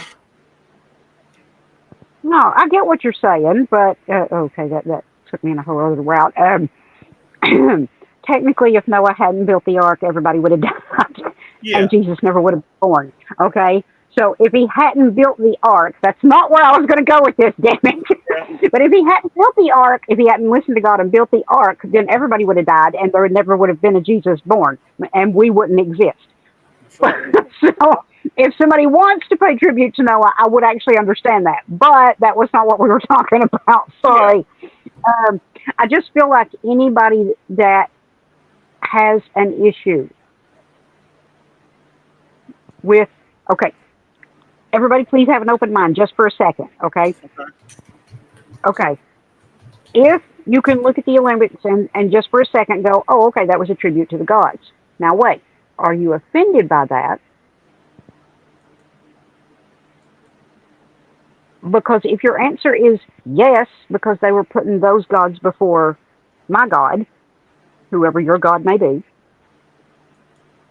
then you should also be offended by 99% of the stuff that you see when it comes to stuff like people paying tribute to sports people, or people paying tributes to artists who pass away, or people paying tribute to basically anything. As pissed as you are, and I don't mean you personally, I just mean anybody, over that moment in the Olympics, that is exactly the same amount of pissed you should be by any tribute done to anybody anywhere, because it falls on the same level. You're putting that athlete, that artist, that movie star, whoever it is, up on a pedestal to do a tribute to them. You're not worshiping them. You're just paying a tribute to them because something they did contributed to, let's say, the world. Okay, if you are going to be this pissed over the Olympics, then you need to be this pissed over every other situation that is similar to that, because otherwise you're being a hypocrite. Because it's the same scenario. Now, if it's somebody, okay, now I will be open-minded enough here to say, wait!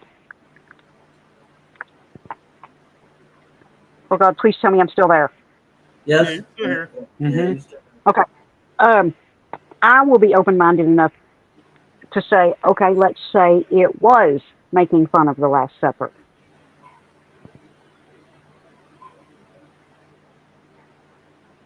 That would kind of bother me, but it wouldn't royally piss me off.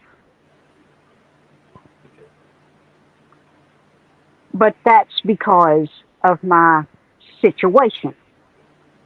And you guys know my situation. Mm-hmm. Okay, but it's not going to royally piss me off. I can actually look at it with an open mind. Or down.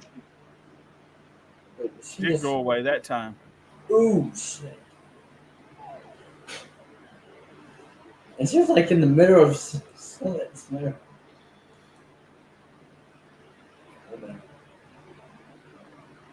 Hopefully she'll be back. Well, Yeah, she. I think she'll be back. No. There you go.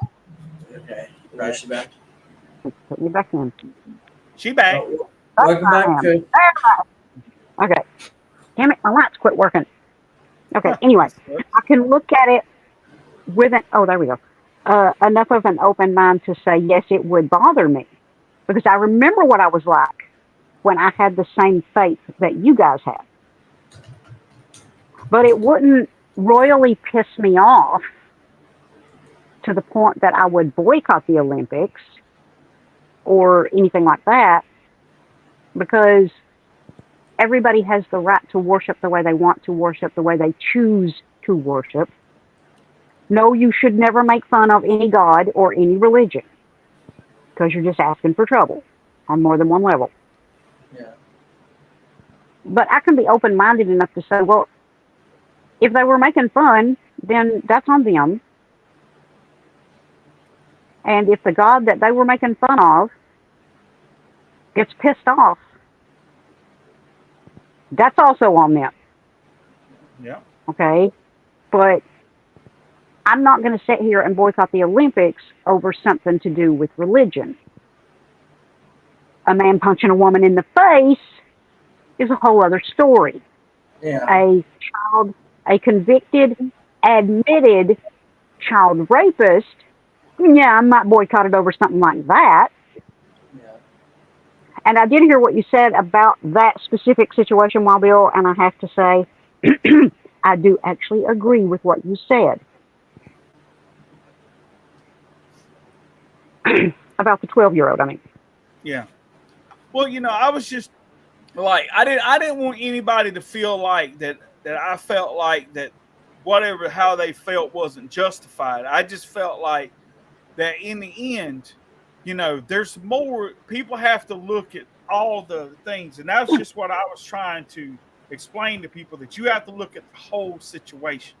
mm-hmm. And if you're going to condemn one person, you got to condemn everybody in that whole situation.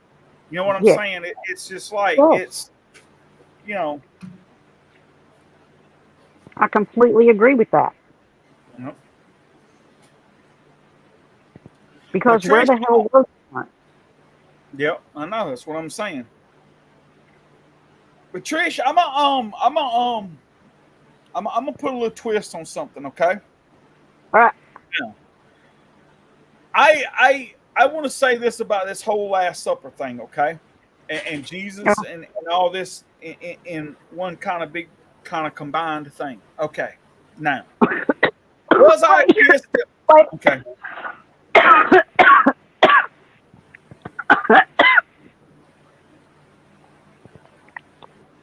Sorry, went down the wrong pipe. Okay, I'm good. Well, I was gonna say, don't die live on camera. Right. Okay, go ahead, Wild Bill. Although it will bring Okay. the views. Oh Now- yeah, we'll bring the views. Now Oh, what? Now what I wanted to say. Now, Yeah. yes, was I kind at first I was kind of pissed off about it, right?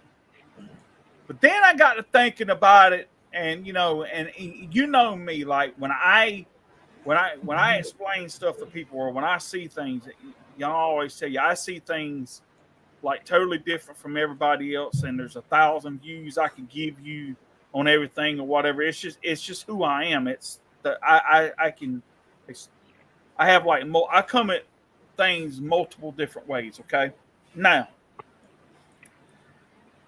we all take it that that's the picture of the Last Supper. That's what's been deemed as the Last Supper.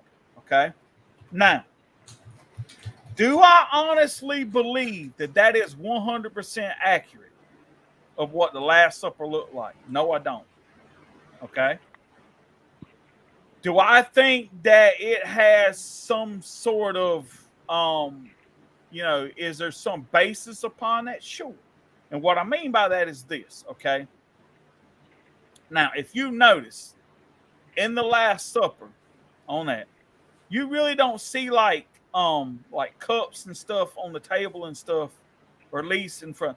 But Jesus was talking about like how they all took and drunk wine, and he said, "This is my body," or "This is my blood," and then they broke bread together and said, "This is my body." Okay, how do we know they all sat beside each other in one big long table?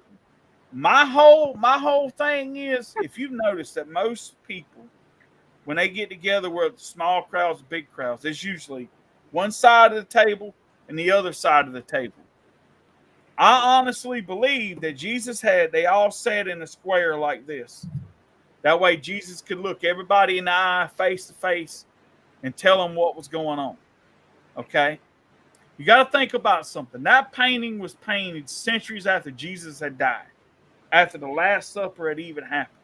So is there even a percentage of that even being accurate? Probably not. Okay? And some of the other paintings, I've seen other paintings of the Last Supper that sort of looks the same thing. Now, is there probably a truth to that? Maybe, and that may be exactly how it looked. Who knows, when Da Vinci went to paint that, maybe God guided his hand and said, this is what it looks like and this is what it was. Okay, fine. And there's nothing wrong with that. Okay. That's just like I tell people. I think the belief of where white supremacy came from is you see all these images of Jesus, right? He's white male. He's got long hair. He's either got a beard or not a beard. Okay, or whatever. First of all, do I believe that Jesus was a white man? No, I don't. I believe Jesus was dark-skinned because that was what the people looked like at that time. From that region of the world, from where he was from, you notice those people are more dark-skinned than we are. Okay? Do I believe he probably had long hair? Sure, because that's what it was like. A lot of the males back in that time had long hair. Most of the males back in those days had a beard. So do I believe that he was long-haired and had a beard and probably wore the clothes that he wore? Sure. And you see all these images. Some images has got Jesus as black hair, black beard, whatever. Some of them were blonde hair, beard, blue eyes, whatever. Here's my thing. I honestly believe that the most of the pictures, if you see of Jesus, is not accurate. Like I said, do I believe he had long hair and had a beard and stuff? Yeah. I don't disagree with that, because that's pretty much what most of the pictures describe or show him at. Okay. Do I believe he was a white man? No. Do I believe his skin? I mean, he could have been. Okay. I mean, and if you believe that and you think that, that's fine. I'm not saying you're wrong. I'm just saying there's a big misconception of what I think people realize what Jesus really looked like. And we'll never know till we stand before him. Okay? That's just like what was the other thing I was going to talk about?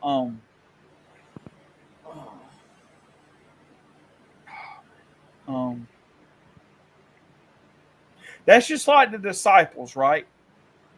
Okay. If you know, like when you see the disciples, right? Most people think that these people that God chose were like holy people and all that stuff. No, Jesus picked those people that could serve him, that were willing to give up what they were willing to give up to follow him. Like you take, for instance, Matthew. Matthew was a rich guy. He was a tax collector. He had abundance of wealth. Okay, Matthew gave up all his wealth to follow Jesus, right? So my whole thing is this, right? It's just, do I think that what we consider, and you look at, like I said, so these, and I know what I was going to say too. So I think one of the things that I have an issue with, okay, when it comes to Christianity and all this stuff, is that most preachers today are misleading, especially when it comes to the afterlife, right? There's these people that have this notion that just because you're a good person, just because you live a good life, and just because you do things, that's good things, good deeds, that's going to get you into heaven. I hate to inform you, but I'm about 90, I would say probably about 95% sure that that's not accurate. Okay? Because the Bible states no one comes to the Father but through me. Okay? That means you got to be born again and you got to be baptized, right? To even have a chance to enter into the kingdom of heaven. So those people out here that believe just because you're a good person and you do good things that you're going to heaven after the afterlife, I disagree with that. Now, could I be wrong? Sure, I could be wrong. Who knows what Jesus decided he's going to do when you stand before him, right? But and that's just like I think a lot of people out here have this misconception of what hell is. They look at this Hollywood version of hell and think, oh well, damn, that's not a bad place to be. You know what I'm saying? Why should I follow Jesus? I can go to hell and party all day long. No. I hate to tell you, but that's not what it's going to be. So what I'm trying to say is like, yes, was I offended? Sure, I was offended because you're making a mockery of my religion and my God. Okay. But do I actually sit here and 100% can tell you that that's what the Last Supper looked like? No, I can't. So I get where people are upset because I was upset too. Because that is what we have been taught our whole lives. That's what the Last Supper looked like. Okay? And maybe it was. Maybe it's 100% accurate to the T. But then again, it could be 0% accurate. We don't know. We didn't live it. We wasn't there. We didn't see it. We didn't witness it. So the whole thing is, like I said, in the end, whether you're religious or not, you know, or whatever it is, it's your choice to choose how you want to spend your life, whether you want to believe in some kind of higher power. That's up to you. But I'm just saying that if you don't, you shouldn't mock people that do.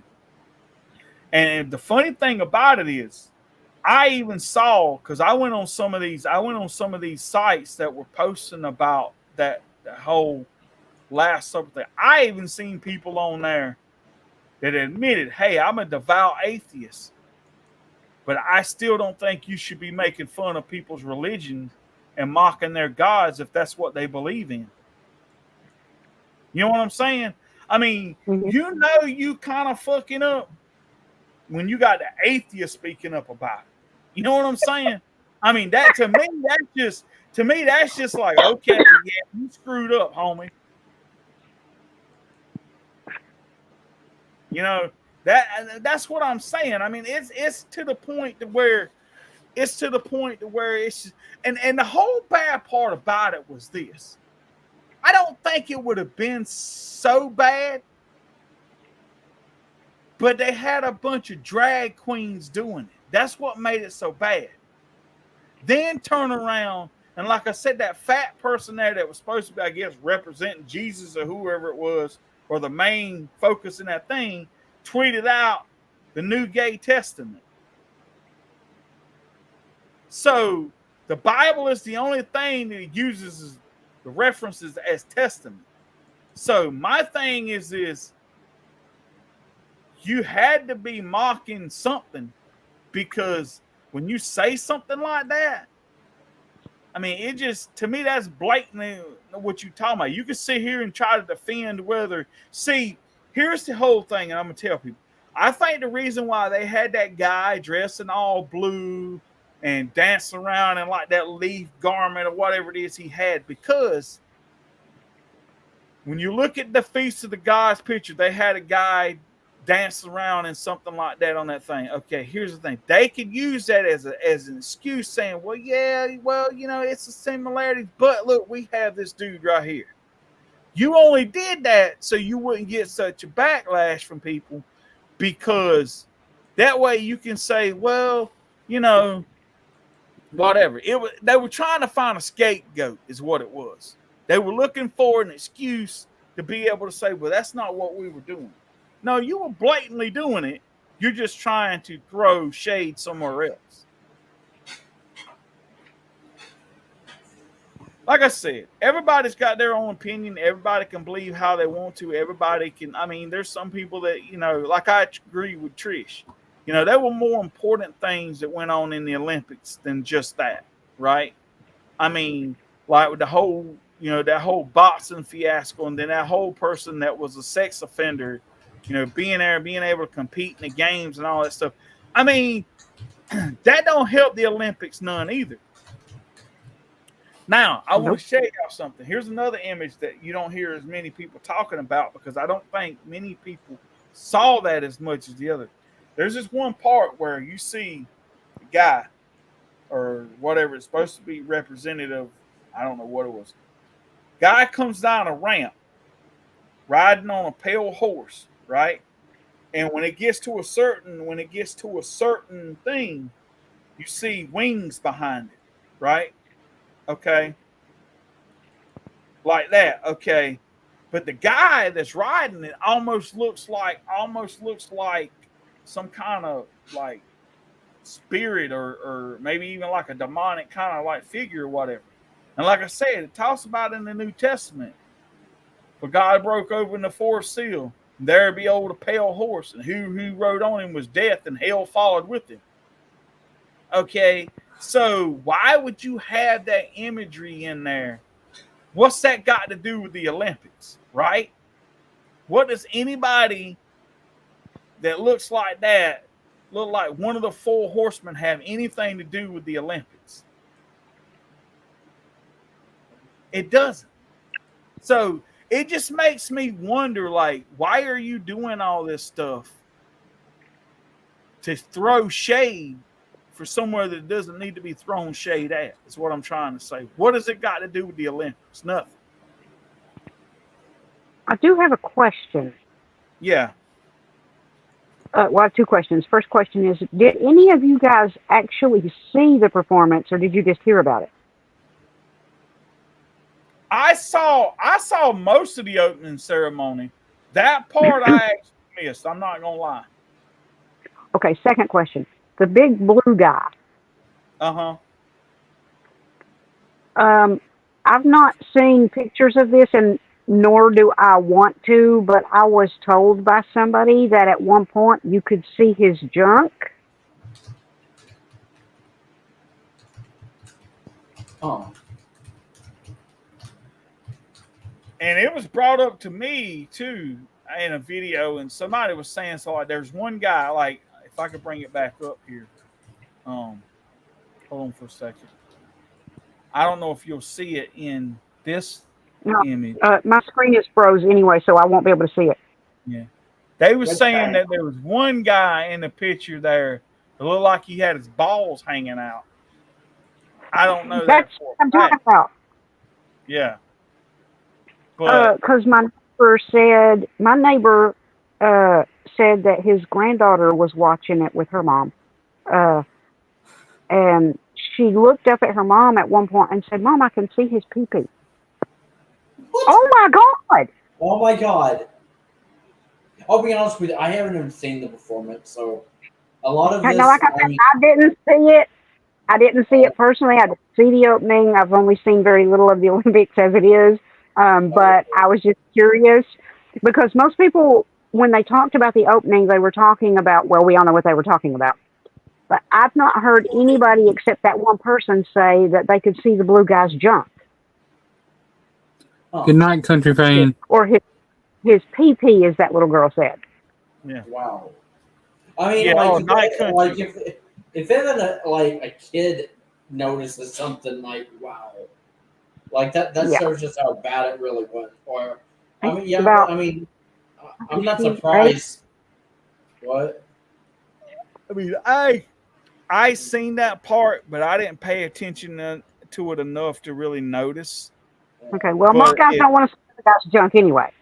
Yeah, but yeah, if a kid, here's the thing. Yeah, some guys do that. And and no offense, but here's the thing about kids. Sometimes kids will notice things that we won't, but also kids sometimes have these really crazy, what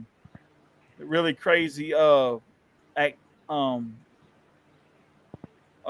want to say, active imaginations.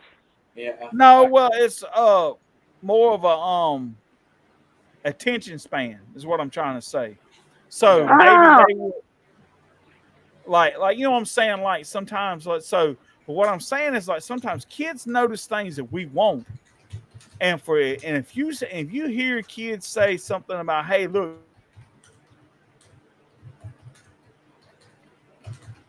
the credit of that kid knowing what they're talking about, because maybe they're more intrigued and paying attention what's going on, because they're so into seeing everything that's going on, so they may actually catch you something that we won't. Mm-hmm. So, like I was saying, man, it's, to me, I just kind of feel like, what does that have? I mean, even, okay, and I'm going to say this, okay, and like I said again, this is where people may disagree with me, right? Whether you were paying a tribute to the Greek gods and the feast of the gods or whatever, okay, fine, if that's how you want to see that. But and to a certain extent, though, in a way, I understand it's the Olympics, but what does that really have to do with that to a certain extent? I could have just been like, they could have had the whole carry the torch thing up the thing, did all the other stuff. Because I think when you do stuff like that, you're going to bring on controversy. And then when all that stuff happens, it takes away from what the Olympic Games are supposed to be about. Okay? You're drawing attention somewhere else. To me, it would have I would have more appreciated just a more of a simple kind of opening thing. Yes, it's the Olympics. Yes, we're here. We're proud of it. We're having these games. We're letting all these people from all over the world compete. And that's what it should be about. Why do you got to go make these big ass spectacles like this, and then doing the stuff that you did like that that's going to draw controversy? Then that's all the people's going to talk about. They're not going to talk about who won the damn medal in the 400-yard triathlon or whatever. They're not going to care about that, because all they're caring about is, you see what happened in the opening ceremony. You see what I'm saying? To me, to a certain extent, what was the use of all of that spectacle shit when you could have just had a simple opening ceremony and made the Olympics about the competition instead of all that other shit? Yep. Because controversy sells, and they know that. Yeah, but controversy don't sell when you got sponsors backing out either. True. So I mean, it's one of those things where it's a double-edged sword there, man. You either gonna die by the sword, or you either gonna live by the sword or die by the sword, and it's just like, are you willing to really take that chance? I mean, I don't know. Like I said, it's just they were. And honestly, I am starting to wonder if the opening wasn't one or the other, because that's where people seem to fall, is it was making fun of the Last Supper. No, it was a tribute to the Feast of the Gods. Okay. Normally, everybody I've heard talk about it falls in one or of those two categories. I am starting to get the opinion that maybe, possibly, they're both right. It was a combination. So maybe everybody is right. Because if you look at the pictures, and you had them up on the screen earlier, I bet I saw that because my computer's that stupid. There is similarities to both. I mean, I actually kind of agree. I don't even see Robert. I mean, I don't even see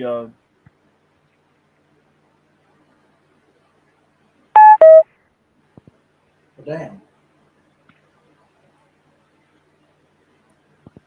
The hell? Did Wilder just leave us? What happened? Oh, damn. Yep, he left. He's gone. He gone. Said, that's it. I'm done. I'm out. Yeah, Trish, I think you offended him. I said no. I did. I let. Yeah, pissed him off, and he left. Yeah.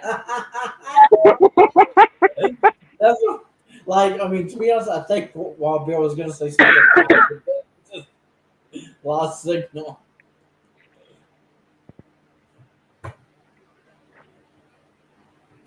No, I wasn't going to come on screen because. I'm sorry. Let me try that again. Because I have so much trouble when I try to go live, uh, out of being able to stay online with you guys. So I was just going to stay in the comments. And while Bill was saying something about that trans athlete, and I went, trans? Oh, damn, he's not heard the latest rumor. I've got to go on and tell him. Yeah. That guy is ESD. That guy. Cam, y'all can't see me. I'm doing the quotation marks. Guy is DSD. Yeah. Mm-hmm.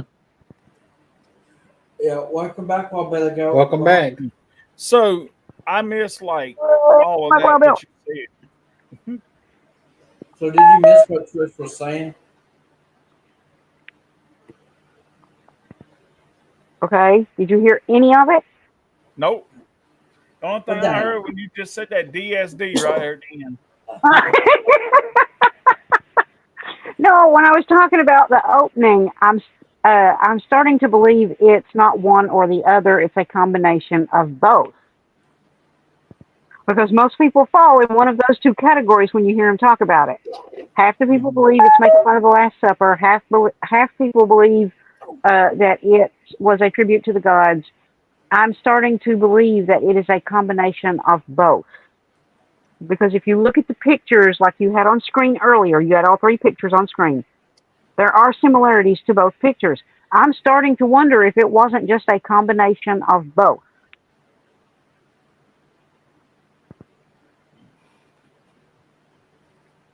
Maybe.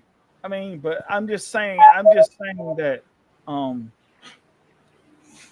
don't know. I mean, the whole thing, like I'm saying, well, like I said, whether and if that's what the intention was, then and everybody's blowing it out of proportion, then okay, fine. But my thing is this, right? Like I said earlier, why do something like that controversial when you know that people are gonna make? I mean, if the people catch on to it and think, like, I just kind of felt like that whole controversy took away from the Olympics. Yeah, Now, it did. Yep. But at the same time, think about this for a second. This just hit me. All eyes are on the Olympics now. true to a certain extent, I think, but Not watching it.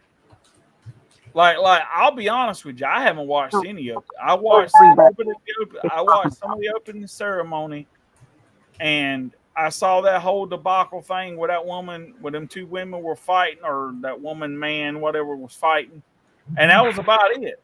And I think I've seen a couple of the, like, my brother Damn it! was DVRing a couple of the basketball games and stuff, and I've seen a little bit of that. But other than that, I ain't had time to watch it. What damn? Okay, my earbud just went dead. I have actually watched some of the Olympics over at the neighbors, probably more so than I've ever watched Olympics before, but only because he was watching the girls do, their floor routine and something else. What do they do? Anyway, there was a couple of different, that little beam that they walk around on, that thing. I watched them do that. Oh my God.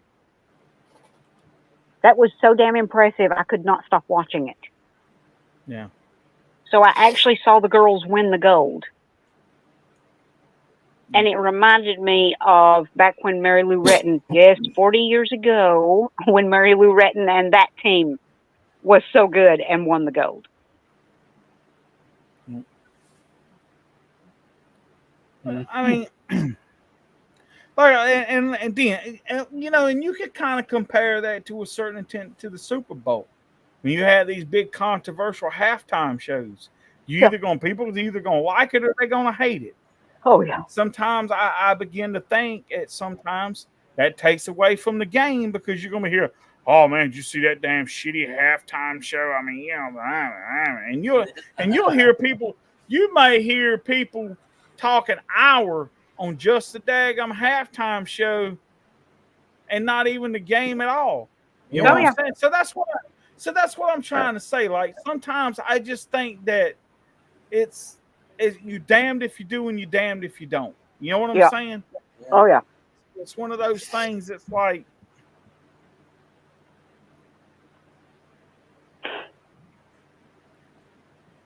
Yeah, but for me though, I try to come to everything with an open mind, but I also try to bring logic to a lot of things too. And I try to shed light on things and try to explain things to maybe in a different way or a different light than maybe some people would come. Like if you really look at it, like I didn't really come into this tonight angry, like mad as hell about like, you know what I'm saying? I come in with like, okay, I'm going to explain how I see it and how I feel about it and go about it in a sensible way to where, you know, somebody can be like, yeah, I get that. I understand how you feel or I get where you're coming. Like some people would have just come into that mad as hell and then been like, would have been like the whole like I'm hating on everything kind of thing. Where I'm sitting here and I'm like, no, I'm not going to do that. And that was just like the whole thing we was talking about like when we were talking about, when I was talking about earlier about the 12-year-old girl getting raped. And I was like, you know, some people will come up and tell you, oh, well, that's God's plan or that's God's will or something like that.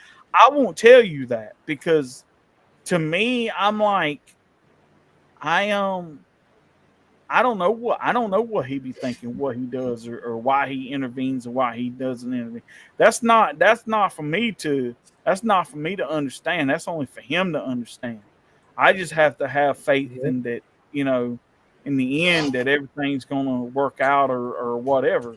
I just, you know what I'm saying, like, because to me, like I was trying to say earlier, it's like, you know, like to a lot of people, blaming God would have been the first choice and the easiest choice to do it because they're mad at what happened. But like I said, where were the parents at in this situation? You see what I'm saying? They want to. It's kind of like and who knows? The parents might even would want to blame somebody else, but in the end, that's your child. You know. Okay. Here's the thing, right? And I'm not saying nothing that I'm not saying that like teenagers aren't responsible, right? But I could see that more of like having that little bit more of a free reign when you're 15, 16, 17 years old kind of like thing. You know what I'm saying? Because, you know, we're all at that age, man. We're, you know, your teens getting to the point to where they're almost getting to adult status almost. I mean, they make a lot of decisions for themselves. A lot of teenagers at that time have their own cars, their own driver license and stuff like that. So you can't always guarantee you know where they're going at a certain time or certain whatever, okay? So the whole thing about it is, like I said, with that 12 years old, what is that person doing? Like, did the parents know that they was meeting this person, or did the parents not know anything? And did like, you know, Where the hell's did this person sneak sorry, out? I had to move. I was losing signal. Oh, that's fine. Did that girl sneak out to meet this guy or whatever? You know what I'm saying? Like I said, we hear about what was said, but we don't know all the facts. And like I said, and like I said, I told some, and I was actually talking about this with somebody else before I ever even did this live stream or decided to do this live stream. And I said, it was saying like, I'm not condoning or like taking up for the guy in any form of way. I mean, what he done was wrong, no matter what. But like I said, in the end, it's almost like I tell somebody, you poke a bear so many times, and then finally you get swatted or whatever, or or they hit you or whatever. Well, my thing is too, are you going to blame the bear or are you blaming the person that's doing the aggravation? It's almost kind of like what I was saying was, how do we know that this young girl wasn't teasing this guy like, okay, yeah, you come here and I'll do all this stuff with you or whatever. And then when he actually got there, maybe she was like, I don't want to do this, but now this guy's like, well, I've come all this way and all this stuff, so I'm going to get what I want regardless. You know what I'm saying? And like I was saying, I'm not, lo and behold, I'm not taking up for either side or praise or any. I'm condoning what happened. I mean, I think that was what happened was egregious and it was wrong and everything. But I'm just saying, like, you just can't lay blame on one thing and be like, that's my justification, because you can't. You know? So no, I talked about a situation the other day, and I don't know if you guys saw this or not. I think one of you did, but I'm not positive. oh shit. Well, damn. Just when she gets to start her story or whatever it is, always jumps. It always cuts off on her. Yeah, it's like, nope, Trish, no more stories tonight. That's right. Right.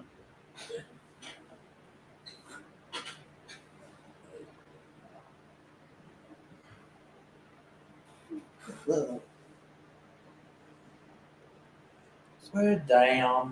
damn the devil, right? Well, I better go.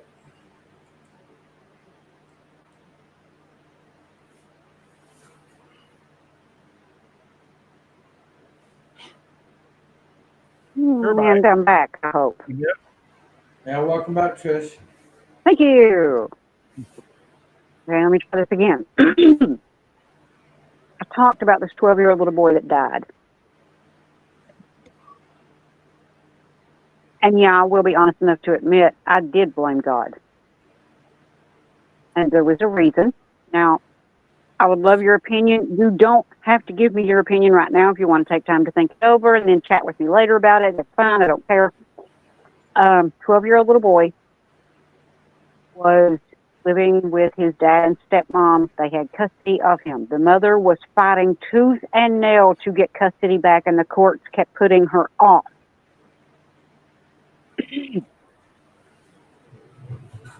Little boy was being mistreated. He was being abused, and he was being starved.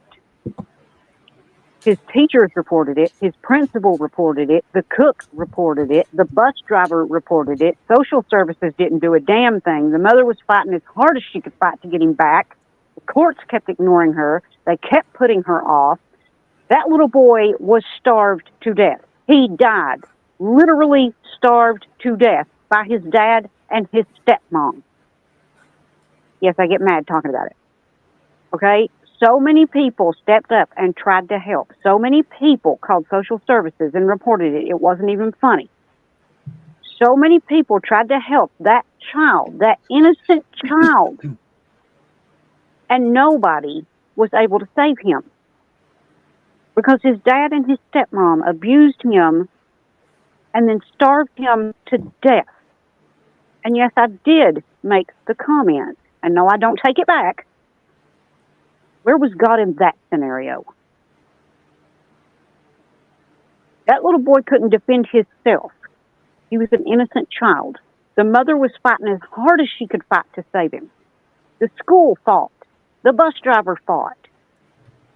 Everybody that saw that child fought to save him and couldn't do it. Everybody did the right thing, and social services did nothing. And the little boy slowly and painfully starved to death.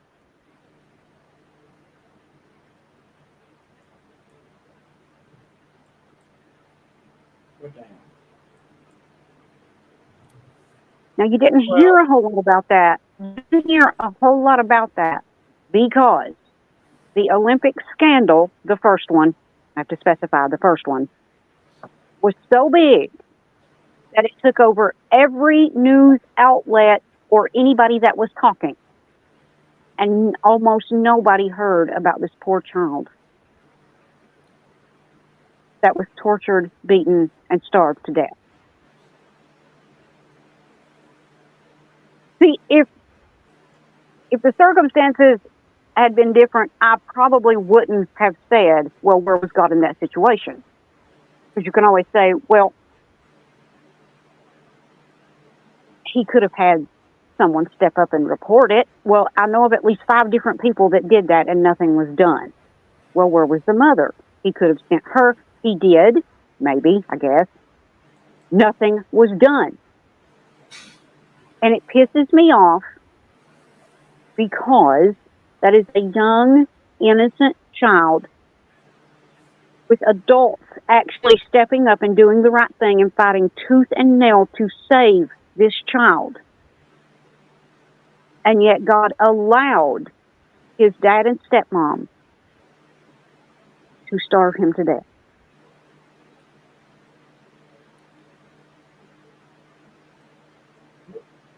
This is one of the many reasons, and yes, there are many, that I have a problem with faith.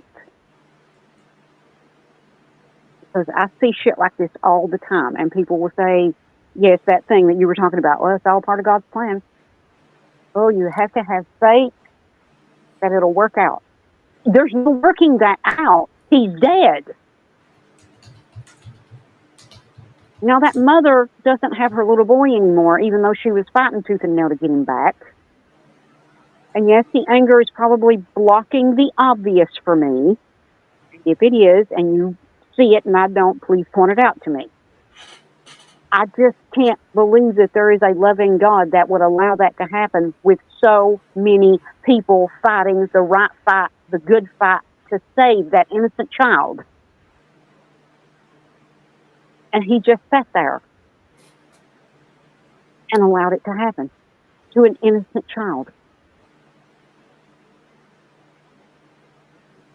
This is why I have problems with faith.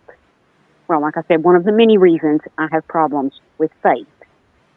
Because how can I be expected to have faith in a God that is supposed to be a loving God, yes, a vengeful God, but a loving God that loved us so much, he gave his only son to save us.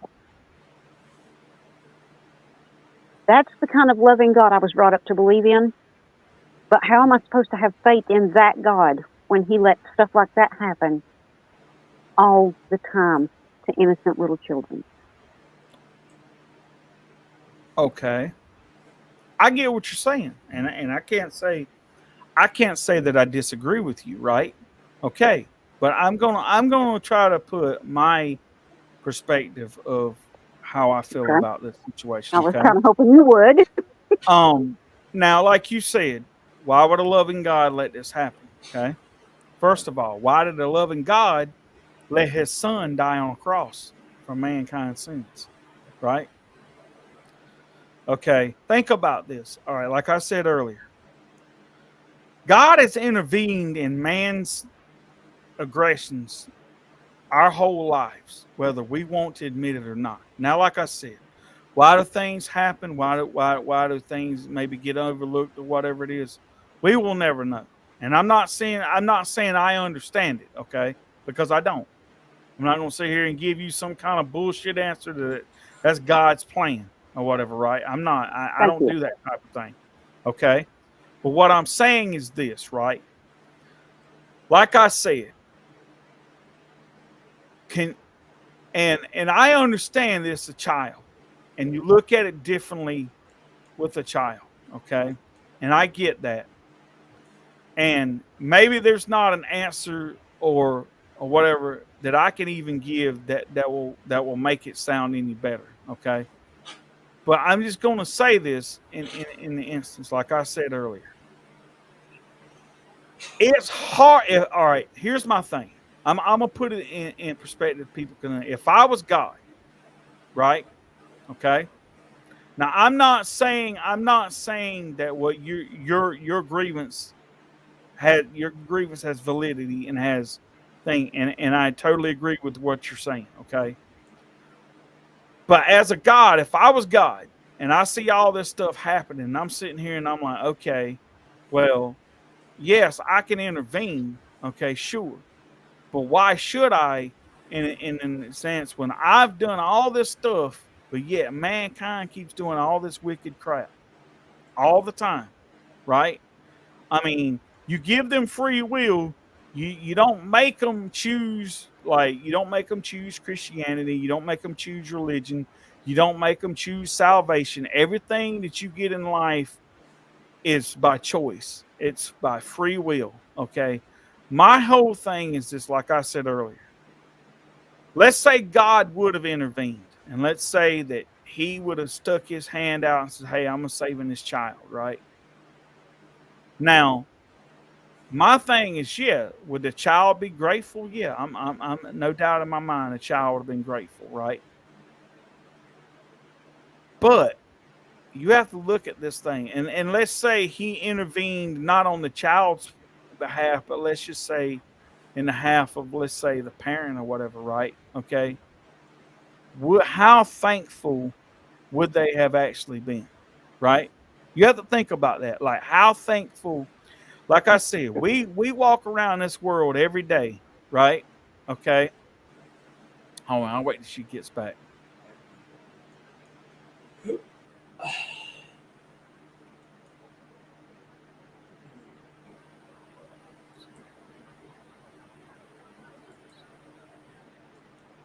Unless I pissed her off and she don't come back. Well, damn, yeah, that's what happened a while back. So, I mean, I hope she comes back though. No, she's back.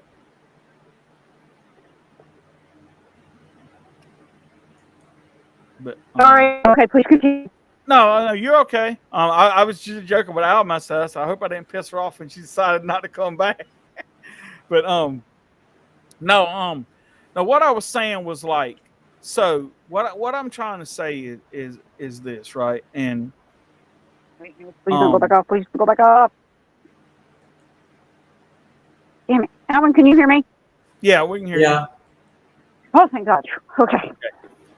But what I'm saying is, like, how grateful are we really, honestly? Like I'm saying, like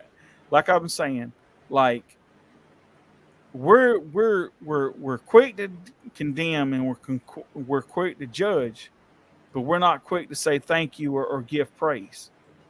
Okay, what I'm trying to say is, and I'm not saying that has anything to do with it. And I understand it's a child, and it was an innocent child, and maybe you have to kind of look at things differently. And like I said, I really can't explain it, and I really don't have an answer for you. But I'm just saying, like, I think sometimes when Jesus looks at people of the world, right? I'm not necessarily he sees everybody as an adult, or everybody as, or like a child or whatever. I'm sure he sees things differently. That I don't disagree. I'm just saying, like, it's the evilness in the world that we choose, like all the systems that they went through to get that child help, and nobody helped out. I blame that more on the people than I do God. Because still, there's only, I mean, I guess what I'm trying to say is, like, if God sends somebody to do something and they do it, or they fail at doing it, and you keep sending people, yes, I think maybe he should have intervened. But like I said, maybe I don't see the situation the same as he does. Okay. Maybe Jesus realized, okay, I've done all I can do as far as this part. Like I said, I wish I could explain it. I really wish I could. And I don't have an answer for you. But I'm not going to sit here and give you some bullshit answer either. You know what I'm saying? That. Yes, and you don't know how much that is right. Yeah, I'm not going to give you some bullshit like, oh, well, that's God's plan, or God, you know what? I can't tell you that. I wish I could, but I can't. You know what I'm saying? Like, I mean, Trish, I'm gonna tell you something, okay? Like I told people earlier, I'm probably the least person I would tell anybody to follow as far as religion and as as a role model, as a Christian or anything like that. Do I help people? Yes. Do I treat people good? Do I think I'm fair? And do I think I'm good to 90% of the people that I know? Do I think I'm a good person? Do I think I help a lot of people out? Sure. I think if anybody that's ever met me or ever talks about it with 99% of them will tell you that I'm a good person and that I would do anything for anybody at a drop of a hat. Okay. And I help people out and I do what I can for people. But I'm also a sinner and I also know what my strengths and weaknesses is and everything. And I read my Bible, I go to church, and I'm gonna tell you, every day I struggle with my faith. Sometimes I honestly like there'll things be happening to me, and sometimes I'll just have like a real crappy month sometimes. And I just want to ask the Lord, I said, why are you picking on me? You know what I'm saying? Why Mhm. you I mean, and and I know that maybe, and then I sit back and think about it and I said, well, Lord, what have I done for you lately? You know what I'm saying? To a Mhm. certain extent. Now, as an adult, I can say those things, and because I'm like, I have maybe the more of the, you know, I don't know. I guess what I'm saying is I have that knowledge by being an adult, and living life or whatever. Um, but I just feel like that, um,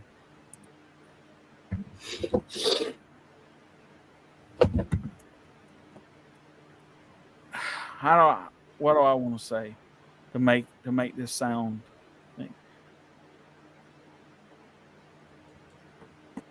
With me, I'll admit, I think I've questioned God more than I've ever thanked him or more than I've ever praised him.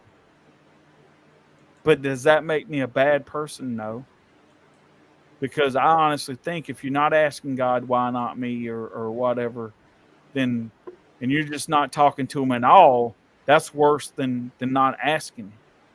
You know what I'm saying? Like, so my thing is like there's always gonna be times that we're gonna question our faith. We're gonna wonder why God lets things happen and stuff like that. I will never know. Why is there even evil in the world? I don't know. And you hear somebody say one time, like I heard somebody talk about like, well, when God created Adam and Eve and he created the garden and all that stuff, but why did he even put a tree in a garden and even tempt them like that? But I said, because here's the thing, it was free will. Just because it's there doesn't mean you have to partake. That's just like if you go somewhere and you see this whole fucking big old giant fucking orgy going on or whatever. Just because it's happening doesn't mean you have to partake in it, right? Doesn't mean that you have to um condone it or whatever it is. That's just like, and then like one time you said something. I think it was you said something. Why did God punish all of mankind for the sins of one or two people? Right. Mhm. Well, you have to think about this. Mankind does the same thing. Like I'll give you an example. Like I've been like at my job sometimes, right? Like one of the jobs I used to work at, we had a 20-minute break. Okay. Well, they decided one time that they were gonna bump it up to like I think it was 30, give us a 30-minute break. Well, at first, people were heeding the 30 minutes. They were coming back on time, but then it got to where it was 35 minutes. Then it got to where it was 40 minutes. Then some people were taking 45 minutes and stuff like that. And you couldn't always catch the people that were doing it because maybe sometimes it wasn't always the same people all the time, right? So instead of like maybe we're going to have somebody stand here at the doors and monitor who comes in and who comes in and how long they've been there or whatever. Instead of doing that, we're just going to punish everybody and not to break back down to 20 minutes instead of like maybe writing those people up that are doing the aggression. So in that instance, you may have been doing the right thing the whole time, but you're still getting punished because of something that a few other people done. Is it fair? No. Is it right? Maybe not. But that's just how it is. And like I said, going back to with that whole kid starving to death, I think sometimes that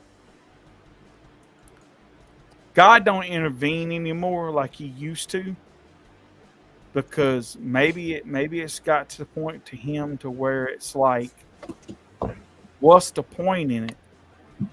Because there's just so many ungrateful people in the world. Well, you know what I'm saying? Dad may, yeah, but I think the dad may have been ungrateful. I don't think the stepmother would give a crap one way or the other, but I think the mother, the biological mother in that situation, would have been overwhelmingly grateful.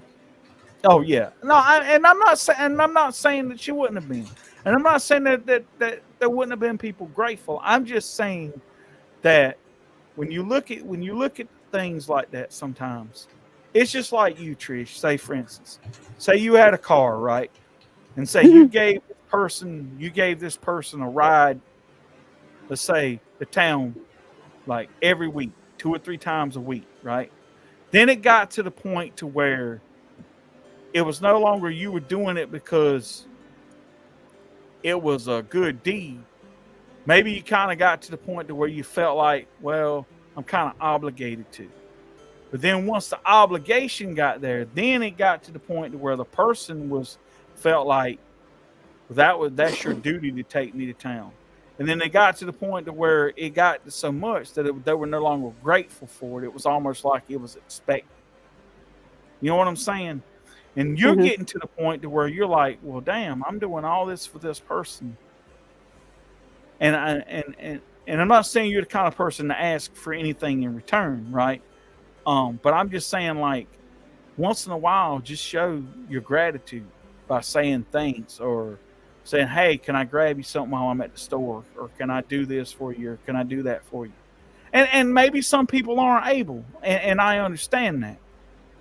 But what I'm trying to say is, there's just like, so I kind of feel like sometimes that we expect God to intervene in everything going on, even when it comes to children and stuff. And sometimes I just think that I feel like that that we're so expecting for him to do it. And I'm not saying he won't do it, and I'm not saying he don't want to do it. I just kind of feel like sometimes that, what's the point in me doing it when all you're going to do is turn around and be ungrateful to begin with, right? And I'm not, like I said, in the end, I can't justify that, because like I'm saying, it was the kid, you know, why? I mean, I don't know. I can't tell you that. And like I said, I'm not going to give you a bullshit answer either. I'm just saying that in the end, maybe he was just like, you know, maybe he's just got to the point, he's so fed up with everything that he's just like, you know what, I'm just going to let mankind destroy itself.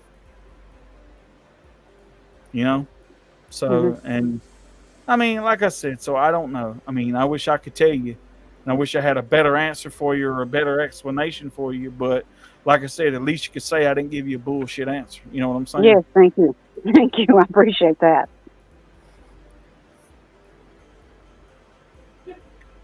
Oh, by the way, if we are live, if anybody has spoken to me, I'm not ignoring you. I do not see comments where I'm at. Yeah, because so, hello, not ignoring you. Hello. But like I said, the whole thing is, like I said, I'm not gonna come up here and I'm not gonna sugarcoat stuff for people. And like I said, I tell people how it is, and I'm 100% honest. I'm gonna be 100% real. with people, whether they like it or not, whether it offends the fuck out of you. I don't give a shit. Yep. Because the way I look at it, a lot of times, these people out here that get all damn worked up over dumb shit, I'm like, maybe you just need to be fucking stronger willed person and fucking, quit living life as a pansy ass or whatever. Oh, yeah. Grow a set and fucking, you know what I'm saying? It's just like, so, I mean, but I think the reason why I understand how you feel about things, Trish, is because I've been down that road. I know what it's like. I know when you think that everything you sitting there, you wondering like, well, man, why is this person over here living a good life and I'm over here struggling? Why does it seem like it's always me? Why does it seem like it's, whatever? And I see things that are unjust and unfair, and you think, well, man, like what? I don't understand that. And I get it. I know I've been there. But I have seen times when I've seen a lot of great things happen to people. And I've seen things that I can't explain happen to people.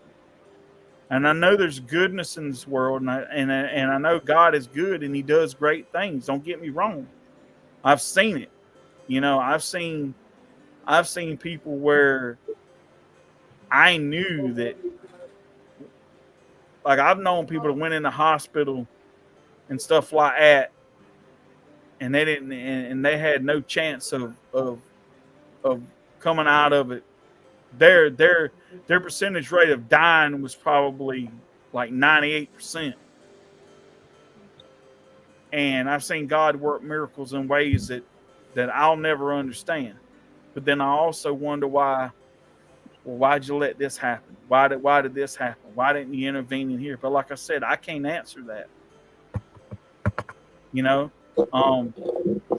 So it's one of those things where it's like, I don't know that we're supposed to understand to a certain extent, maybe. Maybe it's one of those things where, and I hate to say this, I know the brain is probably the most complex thing in the human body, but maybe our brains aren't supposed to comprehend so many such things. Maybe, I don't know. I mean, I wish I could tell you, but I don't. But it's one of those things where I guess you just kind of have to like just sit back and be like, okay, I don't understand it, but I have to know. I guess I don't want to sound like I'm bullshitting you, Trish, or I'm giving a bullshit explanation. But sometimes maybe I just have to sit back and say, look, you do what you're doing, and you're doing it for your reasons, and I guess I just have to understand. I mean, not really understand it, but just have to be like, okay, I don't understand it, and maybe I don't agree with it, but you're you, and you're the creator of the world and all that stuff, and maybe you have explanation, somewhere down the line. I don't know, but that's just how I look at it, and I wish, like I said, I just wish I had more for you, but I don't. I appreciate it. Yeah. But and I do believe that sometimes those are the generic answers that fucking people get, though, because and I think that's because some people don't understand. That's kind of like their go-to response. It's almost like their default response of what did they tell people. And sometimes I don't think that's good for people sometimes. No, it's really not. I think I would rather somebody tell me, hey, I don't understand and I don't get it, and maybe I don't agree with it, better than, well, that's God's plan, or that's how it's, or that's, you know what I'm saying? I think I'd just rather for somebody to say, hey, I don't know, I'm in the same boat with you, I don't understand it either. Yeah. But I guess we just have to, maybe we're not supposed to understand it. I think I'd rather have somebody tell me that than to just give me some kind of random BS answer that they think that I want to hear or something, So But like I said, I'm different from a lot of people too. So,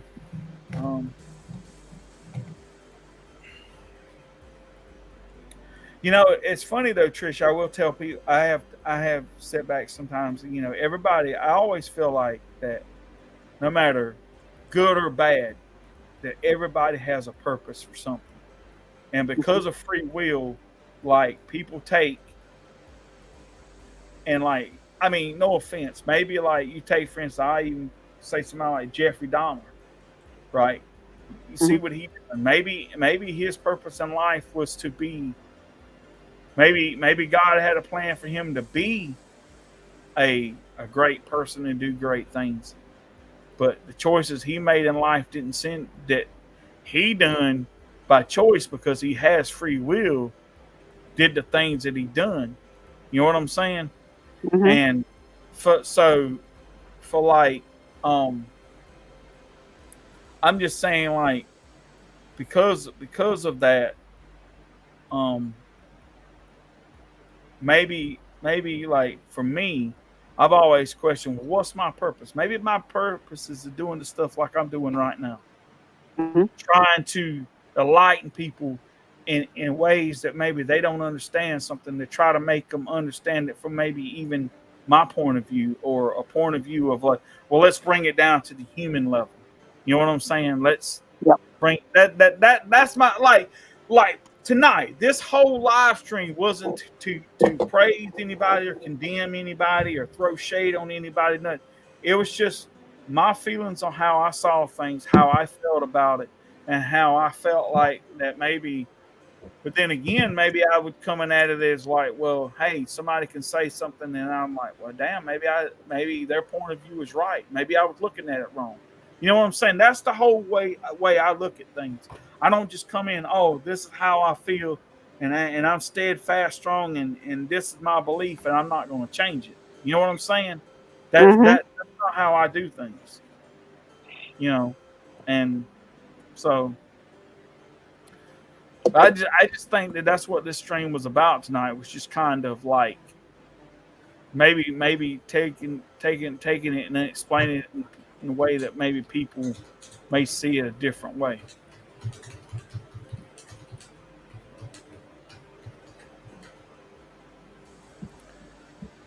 But that doesn't mean that I don't feel like some people have a legitimate way to feel the way they feel. They have the right to feel any way they want to feel about anything. I can't tell them they're right or wrong. You know what I'm saying? Right. Well, like you said, everybody's entitled to their own opinion. Yep.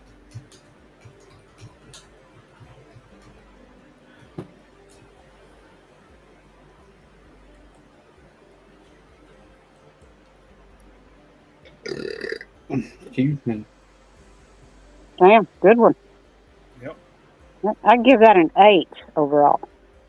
Nice. Yeah.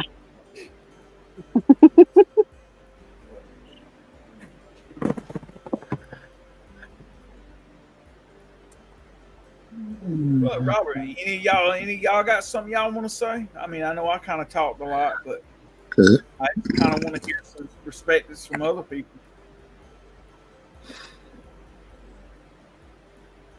You said everything that I would say about it.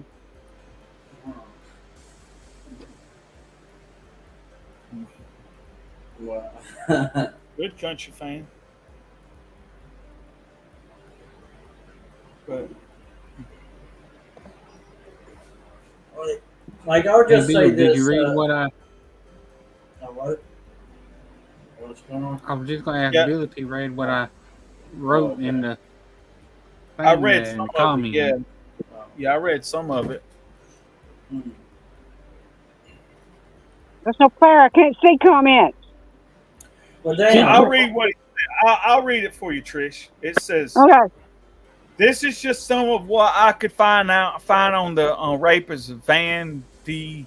Was that Veldy or something? Who met that girl on Something like that. Facebook, traveled from Amsterdam to the UK in August 2014. He raped the girl near Furtston Lake at an address in Milton keenness, the court heard was aware of the girl's age and went to her home when her mother was out and had sex with her, taking her virginity. This is okay, and then it looks like it's because when he posted it, because it's posted to both channels, it repeated it again or whatever. But that's what okay. he put on there. So he did go to her house. Yeah. So that's what I'm saying. Like, so. And he only served 4 years for it. But see, like I was saying this whole thing, and I'm not saying that I feel like, but when you said when Robert put on here is talking about he traveled, he raped a girl, he says the court heard he was aware of the girl's age and went to her home with her mother was out. So my thing was this: how much information did she give him? Like, did she say, well, I'm going to be home on this day, my parents are going to be gone, or whatever it is, you could come see me then, or whatever it is. And I'm going to say this, okay? I'm not the kind of person that sit here and say that the guy set out to do what he was going to do. I'm not saying that. Maybe he got there and everything was going good. And maybe this whole time that they had been talking online, maybe she was like, talking dirty to him and stuff like that, leading him on and all that stuff. And then when things got hot, she said no. And he's like, well, damn, I come all this way. You told me you were going to be home alone and all this stuff. And I'm not even going to say, I won't even say that it wasn't intentional, but who knows what, and who knows, it could have been consensual with both of them. But because of her age, they're going to come up and say, well, because of her age and she don't know what she's doing, it's considered rape anyway. Hell, it could have been a mutual thing between both of them, but because of her age and everything, and that qualifies as rape. It's considered rape either way. So my whole thing is like, right, okay, did the guy go to prison? Sure. Did he serve his time? Yes. But does it still make it, like, to me, it just makes me feel like the Olympics letting this guy compete like that just slaps people in the face, being like, hey, well, you can fucking do anything you want. You just come to the Olympics complete, and we'll let Jeffrey Dahmer come in and have a meat eating contest or whatever it is. You know what I'm saying? So, I mean, it's like one of those damn things. You know what I'm saying? It's like, God, I mean, are y'all got any kind of morals at all? You know what I'm saying? Hey, you know what they had to say about this sick fuck? What? They literally had the nerve to say that, oh, he's just trying to get his life back on track. Get the hell out of here with that bullshit. But here's another thing, too. They shielded him from press and all that stuff. He would go in and compete. Yep. They wouldn't let the press talk to him or anything like that or nothing. Oh, yeah. Had to lead him in and out of there. Yeah. I mean, hell, he got in and out quicker than fucking Black Ops.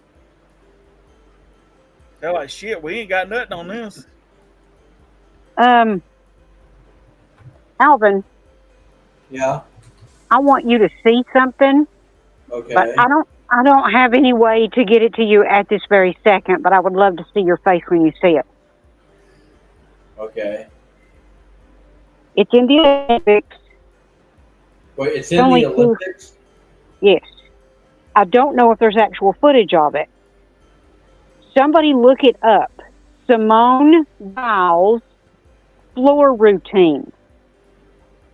Okay. Yeah, I know she's won several gold medals. I think this. Oh yeah.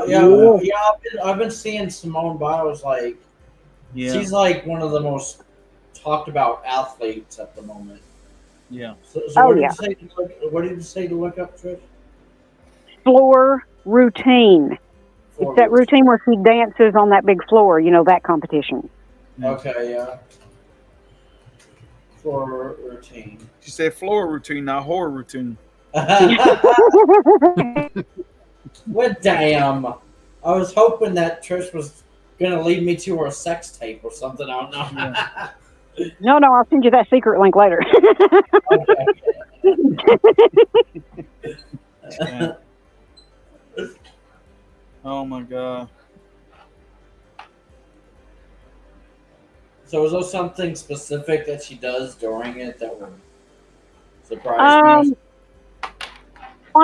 Can you watch it without interfering with Wild Bill's stream? I could probably, if I mute my mic, just to make sure no. Okay, mute your mic and watch about the first, I'm going to say 15, 20 seconds. Okay. And listen really carefully. Okay. Nice. I'm going to go ahead and just say it's got something to No, do with Taylor, don't say anything. Don't say anything. I don't know what it is, so I ain't seen it. Hey, guys, I'm going to say this, and I know there might be some people watching the stream, but I don't really give a shit or go back and watch the stream. Uh-oh. There's some people that we know or used to know that would probably agree with some of this shit that went on in the Olympics. Oh, abso-freaking-lutely. Hey. Oh, yeah. She's done burned up bridge, so I'm just going to say it. It's Cindy. Because she done said one time that she thinks that men should be, or women should be allowed to play whatever sport they want to. Whether it be men's sports or women's sports. Yeah, well, let her take a punch in the face from that guy. Yeah, that's what I'm saying. Exactly.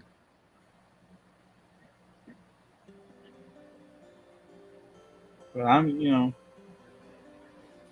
trying to be good and not name names. Well, Robert's just like fuck it. I do try to be nice once in a while. I mean, I'm not a complete asshole. Hey, she done burned that bridge, and I ain't gonna be nice with you once you burn the bridge. Burn that bridge when we get there. Uh-huh. Oh, yeah. Yeah, so I watched it, Trish. Happy about it? Yes, I am. Did you hear it? Yeah. Like, oh my God. I was wondering. Oh my God. I was at the neighbor's house and he was watching the Olympics and he had recorded a couple of them, of the floor routines, because he was going to show his granddaughter because she does stuff like that. He thought she would like to watch. Yeah, he thought she'd like to watch Simone Biles perform. So he had backed it up so he could see the performance.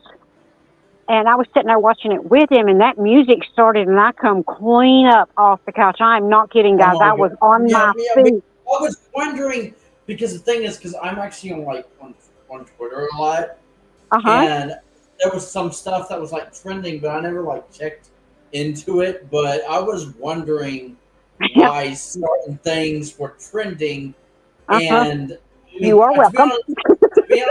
To be honest, there was a lot of things, a lot of reasons why some things were trending. But I'll be honest with you, like, because of, I mean, probably this performance and other stuff that has been like going on, because you know how people are being like, at least fans, or like always about, oh, this got to be an Easter egg, or this is an Easter egg, or something. Some people are still convinced that a certain album is getting ready to be announced. Oh, yeah, I've seen stuff about that, but I just didn't expect it. But that would be a really good clue right there. But when he hit play and she stepped onto that mat to start, and I heard dome, dome, dome, I went, I'll be honest with you. And I came up off the couch, and then it was dome, dome, dome. I'll be honest with you. Oh my God, I was losing my shit, and my neighbor had no freaking clue why. Yeah, and like she was like, "Do you even know what that sound is?" Like, no, and I will put it this way: he falls in the same category as Robert and Wild Bill. Does that tell you? Oh, really? So if you mention a certain musical artist or something, he'll be like, "I have not figured it out. I will go ahead and spill the tea for you." Sorry for using that expression. Yes, we are talking about the Olympics, but yes, we are also talking about Taylor Swift. Simone Biles' floor routine starts out with a Taylor Swift song called Ready for It. Yeah. I'm pretty sure the full song is not played. I'm pretty sure there's only a. Hang on. Yeah, I think it was Sorry. maybe. Just had a random thought go by. I'm pretty sure there's only a few seconds of it, and then it switches to a different song. But the start of that song, Yeah. a split second into it starting, I knew what it was. So, yes, Yeah. it was Ready for It by Taylor Swift. And, oh, my God, even if you don't like Taylor, if you are a fan of Olympics, especially Mary Lou Retton, you know, the 84 team, the whatever the most recent team was before this one, this team, watch these girls perform. Oh, my God. The USA team for the Olympics this year impressed the hell out of me, and Olympics do not impress me. Yeah, actually the same. I'll be. This may sound crazy, and I'm not just. And I don't know if it. I don't think it's just because of the like opening like controversy and everything, but in recent memory, at least, it seems like the 2024 Olympics has been like the most talked about Olympics that I can even like recall in recent memory over the last like 4 or 5 years. Because I usually can like miss the Olympics and someone asked me like, "Did you watch the Olympics?" And I was like no, like when was the Olympics? And they'll be like it was a month ago or something. And I'm like, I totally bypassed it. There was no promotion for it. No. One of the biggest things about one of the biggest things about Simone Biles' floor routine. Yeah. I'm assuming this was her first floor routine. I'm not sure, but it's the one that's got the Taylor Swift song in the beginning of it. If you can get past that. That first flip that she does, like where they go from one corner to the other and they will flip, flip, flip. And while she's up in the air, she does so many twists in the air and lands it. This is the first time in history anybody has ever pulled that move with that many turns and that many flips. And she freaking nailed it. Yeah. I mean, that's why it's historical. Yeah. Well, I was just gonna say like if she messed up and didn't win a gold medal, she could always blame it on the Taylor song. There you go. Yeah. Can you just imagine? I know, right? Go ahead. Alvin, one of the fans, I don't mean you or me, it could be you or me, but one of the fans anyway, needs to count how many seconds of that song is played during her routine. I'm pretty sure maybe like a there's new already song, maybe. Because I'm going to go Taylor fan theory here for you. I don't normally do this, but this is one that just hit me while I was talking mid-sentence. Maybe there's a clue, as you said, Easter egg, in how many seconds of that song was played. Maybe however many seconds, like say if it was 15 seconds of the song, it will be released on the 15th of some month kind of thing, you know? Yeah. Count somebody needs to whoever's watching this, somebody go back and count the seconds of song that was played by Taylor Swift during Simone's floor routine. Yeah. Because it might be an Easter egg. Yeah. Well, you think that's something, because, I'll be honest with you, I don't really watch, like, live streams that people, like, would film, like, at concerts and stuff, but I would see, like, things trending, like, on Twitter sometimes, and, there's just been, like, this is just a recent clue, like, the Olympics and Simone Biles, like, performance there, or routine, and but also around the same time that Taylor has still been on tour. She's I think like still like touring and doing international dates on her Eras tour right now. And apparently I think her most recent opening act, I can't remember who actually said this, but I know it's like her current opening act on her tour. Actually, before one of her performances, like recently, she actually asked the fans, "Are you ready for it?" And people blew their minds, thinking that it was also a Reputation TV Easter egg. So. Yeah. Well, I mean, it would make sense if you think about it. She asked, "Are you ready for it?" Simone Biles played "Are You Ready for It" at the beginning of her floor performance. Yeah. Ain't nobody ready for it. I'm wondering if that's the. Wait a minute. Alvin, correct me if I'm wrong. Yeah. Isn't that the first thing she released off the album, the first time she released the album? The first thing that she released from the album? When she originally released Reputation, I think the first single was actually Look What You Made Me Do. But I think the... Yeah, you're right. Yeah. But the very next song she released was actually Ready for It, like a week or two later. You know what I'm thinking about?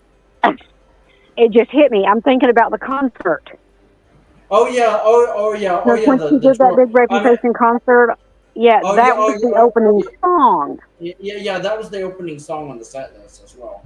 So I mean, Ready. I mean, she did also open the album with Ready for It. So it is still technically the first track on the album. See, y'all talking about like going in and counting the seconds and seeing about whether it's hitting a message. The way I look at it, a half a second's too damn long. Damn. I was waiting for that because I knew it was coming and I was ready for it. Yes, she was. Oh, sweet Jesus! What damn? He got almost 3.5 hours in before Taylor got brought up. Oh, he almost made it to the end. Bill, what do you think about that? Speaking of Taylor, Chris, have you heard this news that people are getting pissed about now? No, what's going on now? All because Travis Kelce was hanging out with Morgan Wallen in Kansas City at his concert. Now all Taylor fans are mad at him. Like he can't have a life. Wow. I have no idea. Okay, who is this guy? He was the guy that played in the Super Morgan Bowl Wallen? with Kansas City Chiefs. Her boyfriend? Travis Kelce? Yeah. Yeah. Is that who you talking about? That's Taylor's. Travis Kelce is her boyfriend. Who are you talking about? Morgan Wallen. Okay, so Travis Kelce was hanging out with Morgan Wallen. Okay, I don't have a problem with that. Yeah, that's what I'm saying. Well, apparently her fans do. Well, they can get over themselves. Her boyfriend is allowed to have friends. Yeah. Oh my God. Oh my God. Yeah. God, he can have friends. Damn it. Damn the devil. How dare my favorite artists have friends? That's exactly. He's only allowed to hang out with Taylor ever. Right. Oh God. Never, ever, ever. Oh, he did a reference. Oh my God. Yay. Happy birthday, Bill. Yep. Dang it, Bill. See, we knew Wild Bill was slowly a fan. turning into one. Yeah. Oh, absolutely. He's turning into a Swiftie, Robert, right before your eyes. What are you going to do? See, Alvin, we've already got Robert on the hook. Yeah. We're just the reeling him in is taking way longer than we thought, but we got him on the hook with that one song. Oh yeah. Yeah. Now we just have to get Wild Bill. Yeah. That's going to be really, really, really hard and near impossible. Yeah. You might have a better chance of seeing Jesus. What damn? Oh, well, damn, it's over then. What damn? Because we don't know I'm going to hell.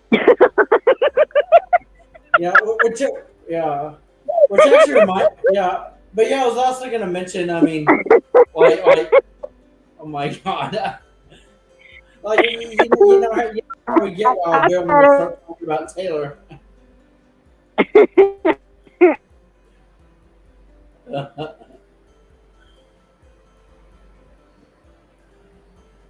Oh, changing the Okay, subject no. just for a second, right? Okay. I know you're a Britney Spears fan there, Alvin. Did you hear that thing or something about like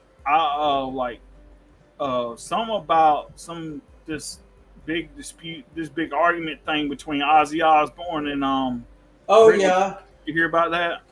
Oh yeah. I was wondering. I was gonna mention it, but I knew you were. I know you're like an Ozzy Osbourne fan, and I'm a Britney Spears fan, and I don't know. It's Oh, like there yeah. was like it seemed like there was a feud going on between Yeah. Ozzy Osbourne and Britney Spears, but I Oh, think God, why?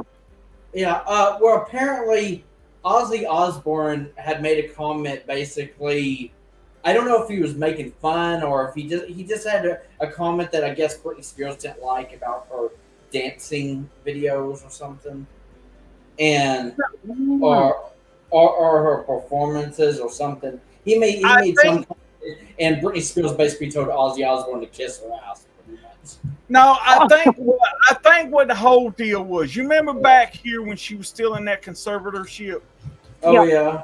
and she was doing those videos, posting those videos of her dancing and stuff like that, or whatever. Oh yeah, that was it. I think what Ozzy meant by that was, and I think it was all taken out of the thing was, even Yeah. with her conservatorship, there was people concerned about how her well being and everything, and like some people Yeah. thought maybe like her dancing was her way of like kind of Yeah. like coping with stuff or something. And I think Ozzy said something about her dancing and something about I wonder if she's okay or something like that, or she, whatever it is. And I think he meant being sincere about like he was just wanting like was she doing all that because she was trying to maybe send a message or something. I think it was more of he wasn't putting her down by doing it. Yeah. Like he was just wondering like concerned about her well being and stuff like that. Yeah. Kind of wondering like, was those. And I think it was all blown out of proportion of how he said it, or maybe it was the way he said it and how it come out the way he said it. Yeah. But Well, I honestly believe that what he meant was like it was more of a concern thing than it was about him, yeah.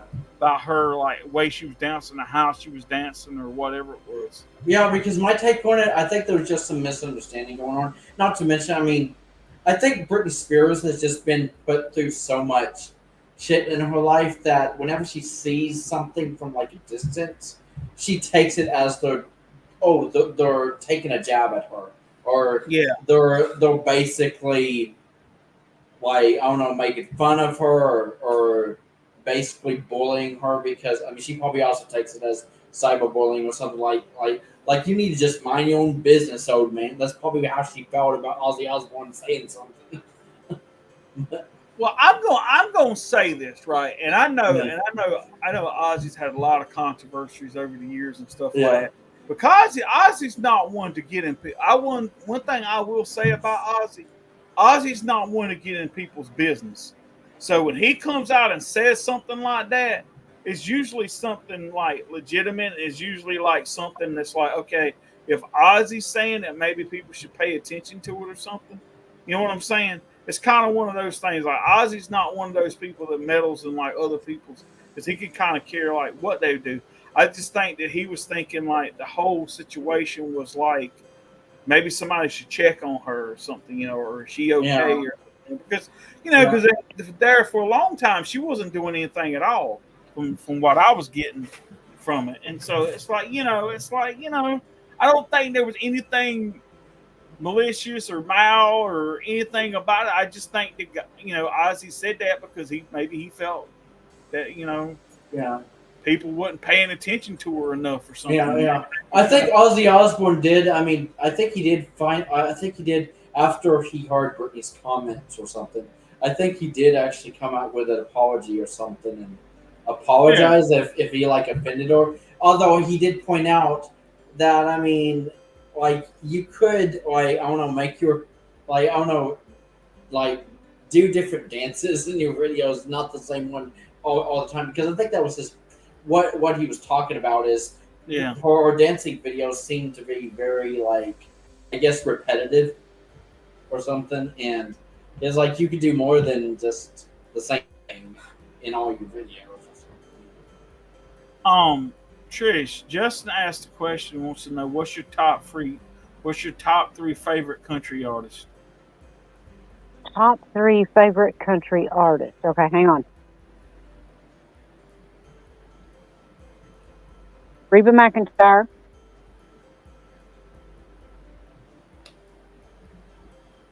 Carrie Underwood. And Shania Twain.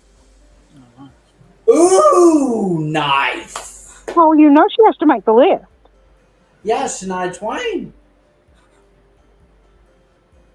Happy about it?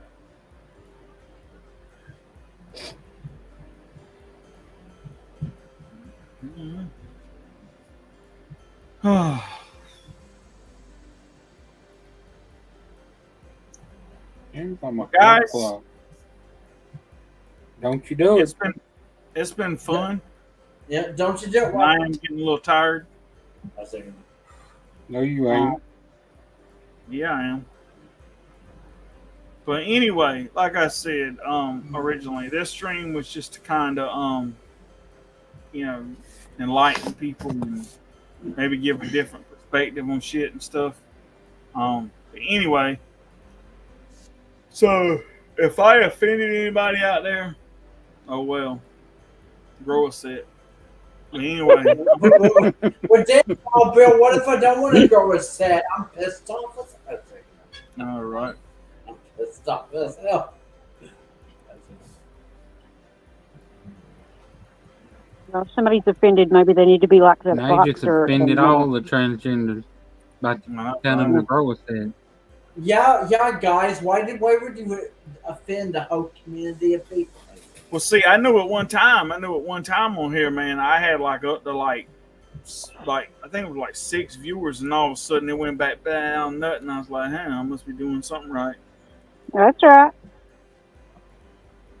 Yeah, well, maybe you should. You ain't pissing people off, you ain't doing your job. All right. And you know, Wild Bill's really good at that. Oh, absolutely. I mean, he does it for a living. I said, well, I guess he kind of does do it for a living. No, I don't do it for a living. Can you just imagine If you if for a little bit, damn it, would be rich. Yeah. Could you just imagine if you made money from offending people, Wild Bill? Man, if I got paid for pissing fucking liberals off, I'd probably be one of the richest fuckers in the world. Yeah. Hell, I love pissing off liberals and leftists. I like to see them cry like little bitches. Mm-hmm. It's like, how many liberals did you piss off today? And you say 15. Okay, well here's $150. They're like, you only pissed off like 10,000 leftists. I said, shit, that's it. Damn. Oh yeah. 20 or 30. Splack it. Yeah, I was having 20 and 30. Oh my god. You know what I'm saying? Shit. Can you just imagine if you could like count all the liberals that you pissed off in one day? Yeah. Or even in just in one stream. Yep.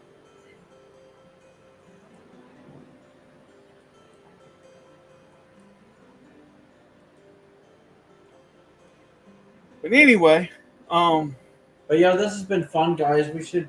I mean, whenever you want to do it again, Wild Bill, something. I mean, whether you have anything to rant about or not. I mean, maybe we can do another stream sometime. yeah. I kind of felt like this was kind of worthy to talk about, and I just kind of felt like that, like I said, with everything going on and all that stuff, and I've talked to people and kind of heard their views and how they felt on it and all that stuff, and I just kind of felt like that maybe this is my opportunity to kind of bring a different view to it or whatever, and so I mean, I hope people find this helpful. And or whatever, and if I piss people off, like I said, I don't really care. I mean, you ain't gonna hurt my. I mean, you get mad and ooh, you came in too late, Caden. Like you hurt my feelings. I'm like, oh well. Like I said, so Trish, and with some of your stuff, I kind of hope that I kind of maybe helped you out a little bit or whatever. And so maybe but you don't have to and piss like I everybody said, off tonight. and like I said, you have a right to feel the way you want to feel, and can't nobody say whether you're right or wrong or whatever it is. You know what I'm saying? Because I mean, if anybody's never questioned, whatever, I think everybody has it at some point in their time. So it's nothing to, I get it. So Thank you. I yeah. appreciate that. Oh yeah.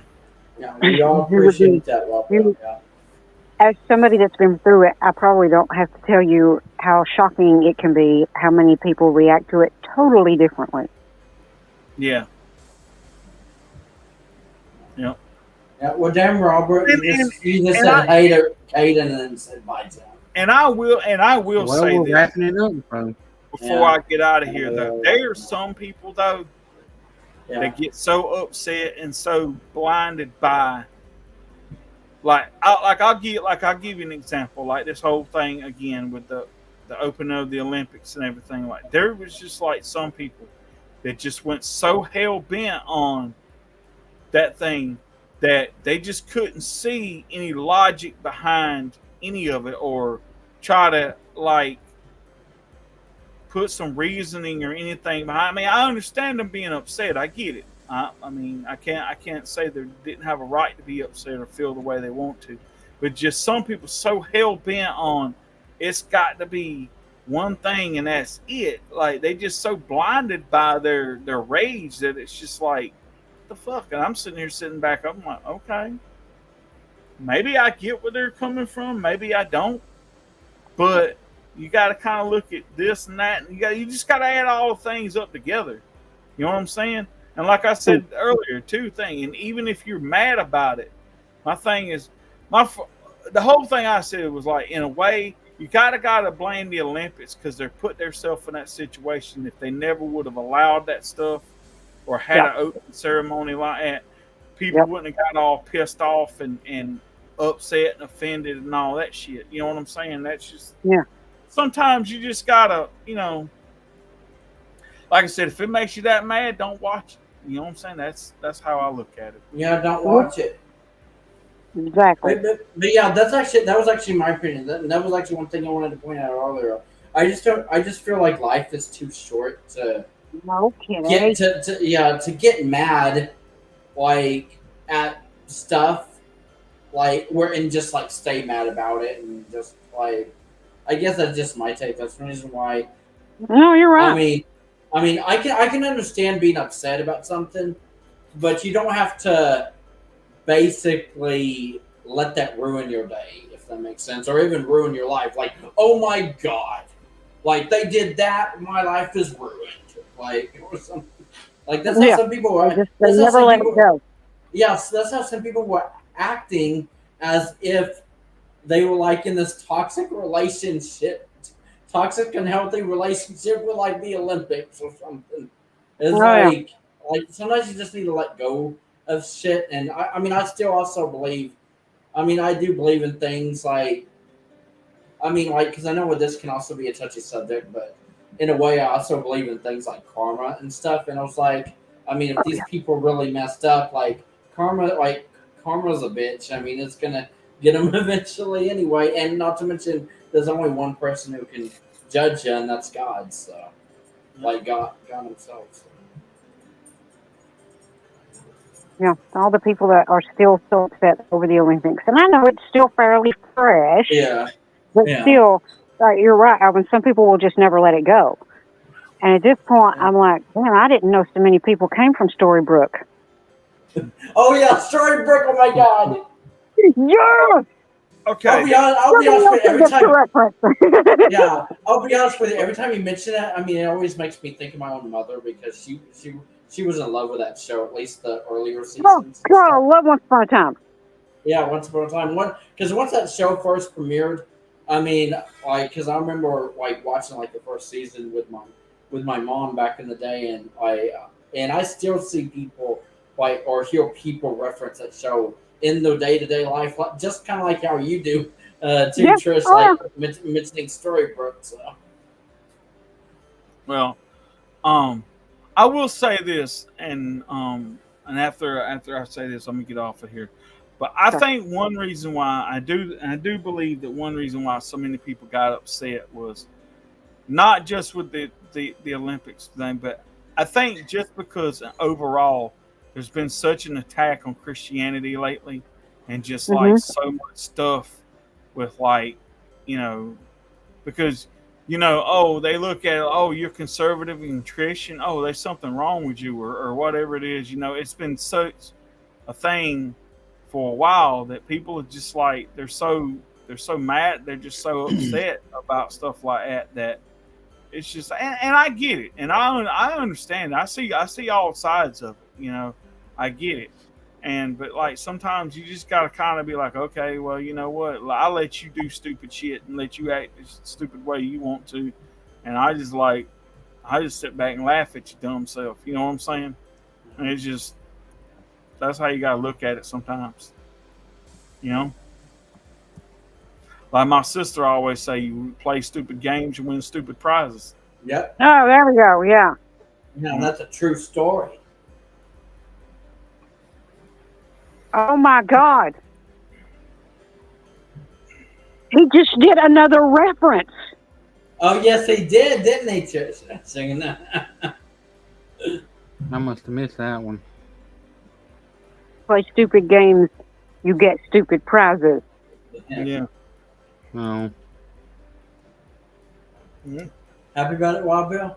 Yeah. I actually paused for a second before I said anything because I thought, did he just say?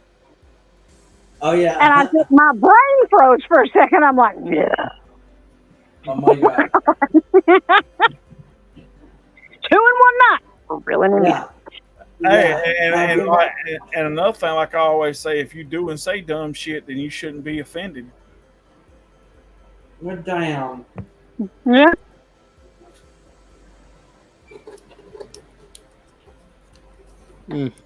Sounds like somebody else we know.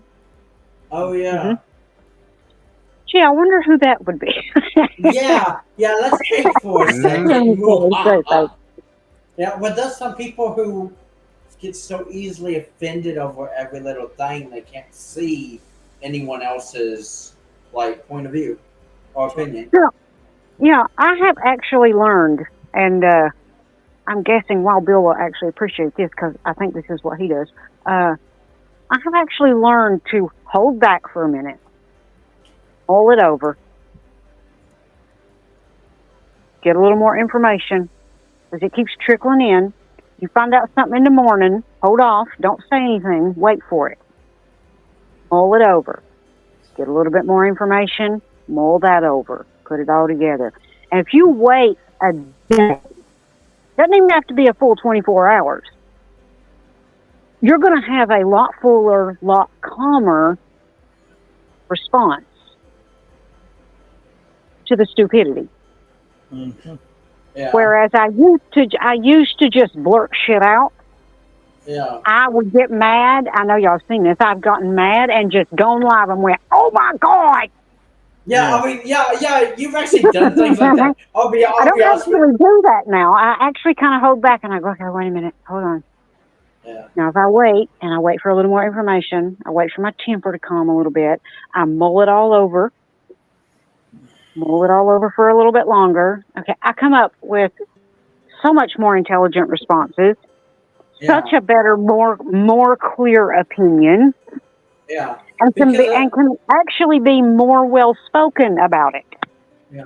Because I'll be honest with you, like you do not want to just grab a camera and go live out of just pure rage. If that makes sense, like. No, you really don't. And there's probably video evidence of that on my channel.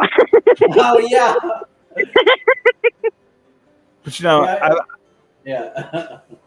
I've got to the point to where I'm like, you know what? I want to sit back and see how much dumb shit that these people say and do before I talk about it, because it just gives me more ammunition to be like, see how dumb this fucker really is. You see what I'm saying? It's just like, Oh yeah. instead of just jumping. Because I hate to say this, sometimes you can jump out there at the very beginning, like somebody can throw the bait out and you take it right then, and then wind up hour, 2 hours, 24 hours, maybe later, make yourself look like a damn jackass. You know what I'm saying? And then they're standing back laughing at you, be like, look how dumb you are. So no, sometimes you gotta sit back and fucking just wait a little bit and then pounce. You know what I'm saying? Oh yeah. See, Moist Critical has made a fortune doing that shit. Very true. Please tell me at least one of you know who that is. Who? Moist Critical. I think I've heard of it anyway. Yeah, I mean, YouTuber. It's okay. Yeah, it does sound familiar. Skinny guy, long black hair. I think he's got a beard too. Yeah, beard. He has made. Okay, yeah. He will respond to stuff that's going on in the world. And he does it like what Wild Bill's talking about, holding back, seeing the stupidity, letting it go on, thinking it over, you know, that kind of thing. And then once he's gathered all the details, he's seen all the stupid, he'll mull it over, and then he'll go live. And he don't edit videos, he don't do anything. He just walks over, turns on his camera, and starts talking. That's it. There's no script, there's no nothing. And the man makes a living doing this on YouTube. Okay, well, I'm hoping he's like I guess like a truthful, like, I guess like he's a real like YouTuber, like he presents himself like how he is like on camera and stuff. Because I'll be honest.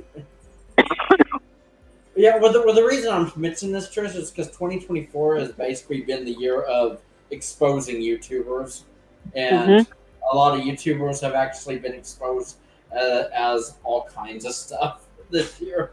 He's done a few videos on some of those YouTubers. But I mean, really? Like I said, he don't jump as soon as the story breaks. Because I'm still trying to find out like what's going on here. But like, for example, one YouTuber I was going to mention, I was like, did you hear about all the allegations towards Mr. Beast lately? Like, apparently. Oh yeah, that has to do with Chris. Yeah, it has to do with Chris Tyson. Okay, because I don't know, there's some stuff going out about him, and he's like under fire for it, and I'm like, what the fuck is going on this year? No, it's people because of Chris Tyson, who used to work for Mr. Beast. Oh yeah. And Mr. Beast fired him. Okay, so he's like completely out of the picture then. And other people are now coming forward telling stuff since he fired him. He's the one that was recently, maybe you know him by his other name, Ava Chris Tyson. Oh, yeah. Okay, that one got accused of, talking to an underage child. Yeah, so it's not... That's where the controversy started, was with him. Yeah, and then just more stuff came out, like, after. But because I've been seeing other YouTubers like make videos about Mr. Beast. I'm like, what the hell? But they do mention Chris Tyson as well. Like, since that's where it started. How the story like originated. But thanks, I know who that is. Yeah. But yeah, I just thought I'd ask you about that, Trish, because I know you've talked about Mr. Beast before in your videos and live streams. Oh yeah, I love watching Mr. Beast help people. Yeah. Yeah, because I just remember you talking about him before, and you actually like basically told us about some of the good things that he's done, like helping people. And so it's one reason why I wanted to mention it to you, because I didn't know if you had heard about all the recent like stuff going on. Oh yeah, I've not watched a lot of it because I know where it's coming from. So I know it's just people trying to take down other people. Oh yeah. Yeah, but look, it's not Mr. Beast's fault that Chris decided he was a girl and became Ava, and I don't give a fuck if this offends you. It's not people's problem that he decided that he was a girl and decided to, become Ava Chris Tyson instead of just Chris Tyson. It's not anybody's fault but his own that he talked inappropriately to an underage 13 boy in their Discord. Yeah. And I mean the Discord for that group. They had a Yeah. 13-year-old running it. Okay? But it wasn't just the one time. It wasn't just the one kid. He's done it repeatedly over and over and over, and others are coming out and letting it be known. Yeah. So he's a sicko, and he needs to be taken and dropped on an island somewhere. And I don't mean a nice island. I don't mean Epstein's Island. I mean an island, an abandoned desert island, and just left there to live, away from people, away from kids, away from technology, and put all the other pedophiles on it too. Yeah. Okay, just leave them out there to live with each other. No contact with the outside world. Just, put them over on Pedo Island. That's what I'm calling it, Pedo Island. Yeah. And Yeah. I'll be leave honest. them.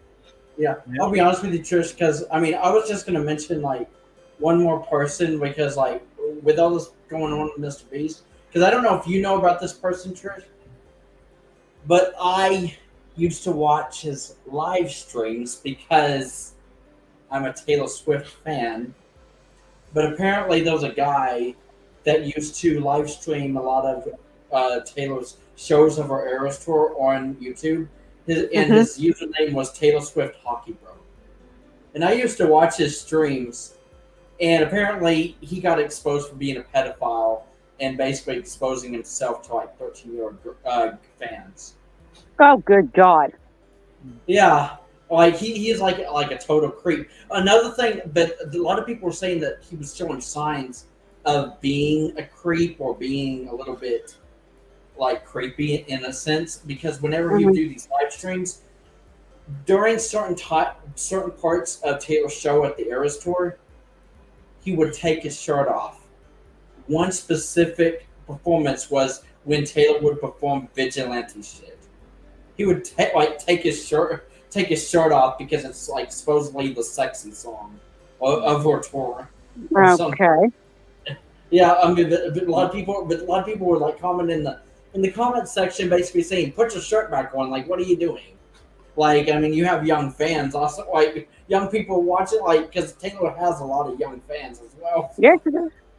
Yeah, so I don't know. It's just like creepy. Like, why would you take your shirt off? Like when you're supposed to be live streaming a concert for the people who couldn't don't know where else to find a live stream or something. I don't know. It was just crazy.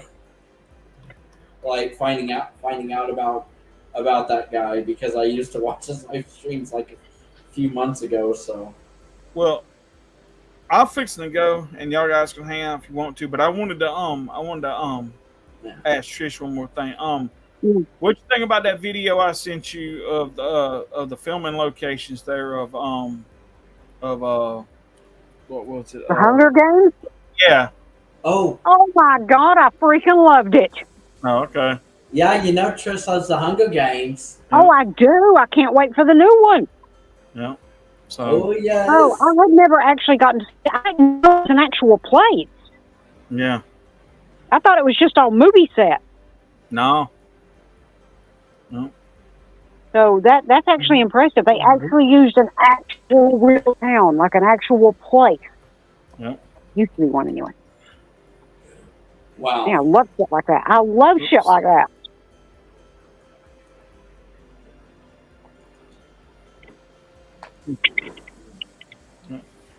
Yep. Wow. Anyway, yeah, like you said, there's like country fans said there's a special place for people like that. Hell.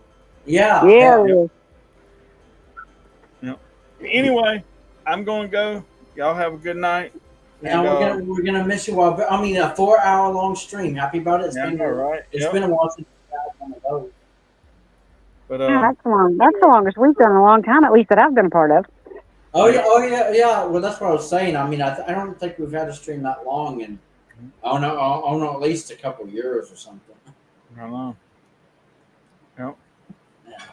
Well, guys, I'm gonna go ahead since Wild Bill's wrapping up anyway. I'm gonna go ahead and say goodnight. It was so good, not only to hang out with you guys, but to have this kind of a conversation. Yeah, because I mean, I feel like we did. Yeah. Like, I mean, we actually had a discussion, and it's not like we we even like respected everybody, like each other's opinions, and didn't like Yeah, start bashing each other for having a different opinion than the other yeah, person. exactly. And where do you find that in the world? Almost nowhere anymore. So see, that's why I like doing stuff like this.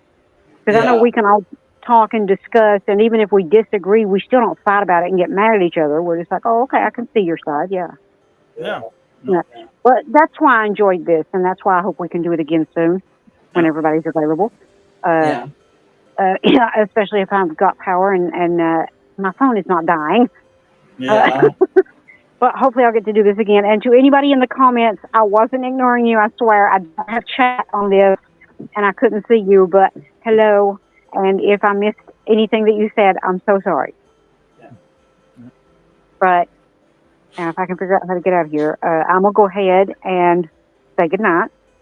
All right. And guys, Yeah. I love you all, Love you and too. I will see you. All right, I will see you all next Love you time. too. Yeah. All right. See you next time. Yeah. Hey, Bill, I do got a question before you leave. Yeah. Do you know when the next Bible discussion will be? I'm glad you asked that because I was sitting here thinking earlier about maybe doing one tomorrow, but I kind of think maybe that might be a little a little kind of short notice. So I was thinking maybe we might do one next week. Sounds good. And I'm like gonna I go said, ahead and that put way that in. that'll give people time to kind of read up on the scriptures and everything. So, and that way I can kind of look at it too and see, how long the chapter is and all that, and see where I want to start and begin at or whatever, and go from there.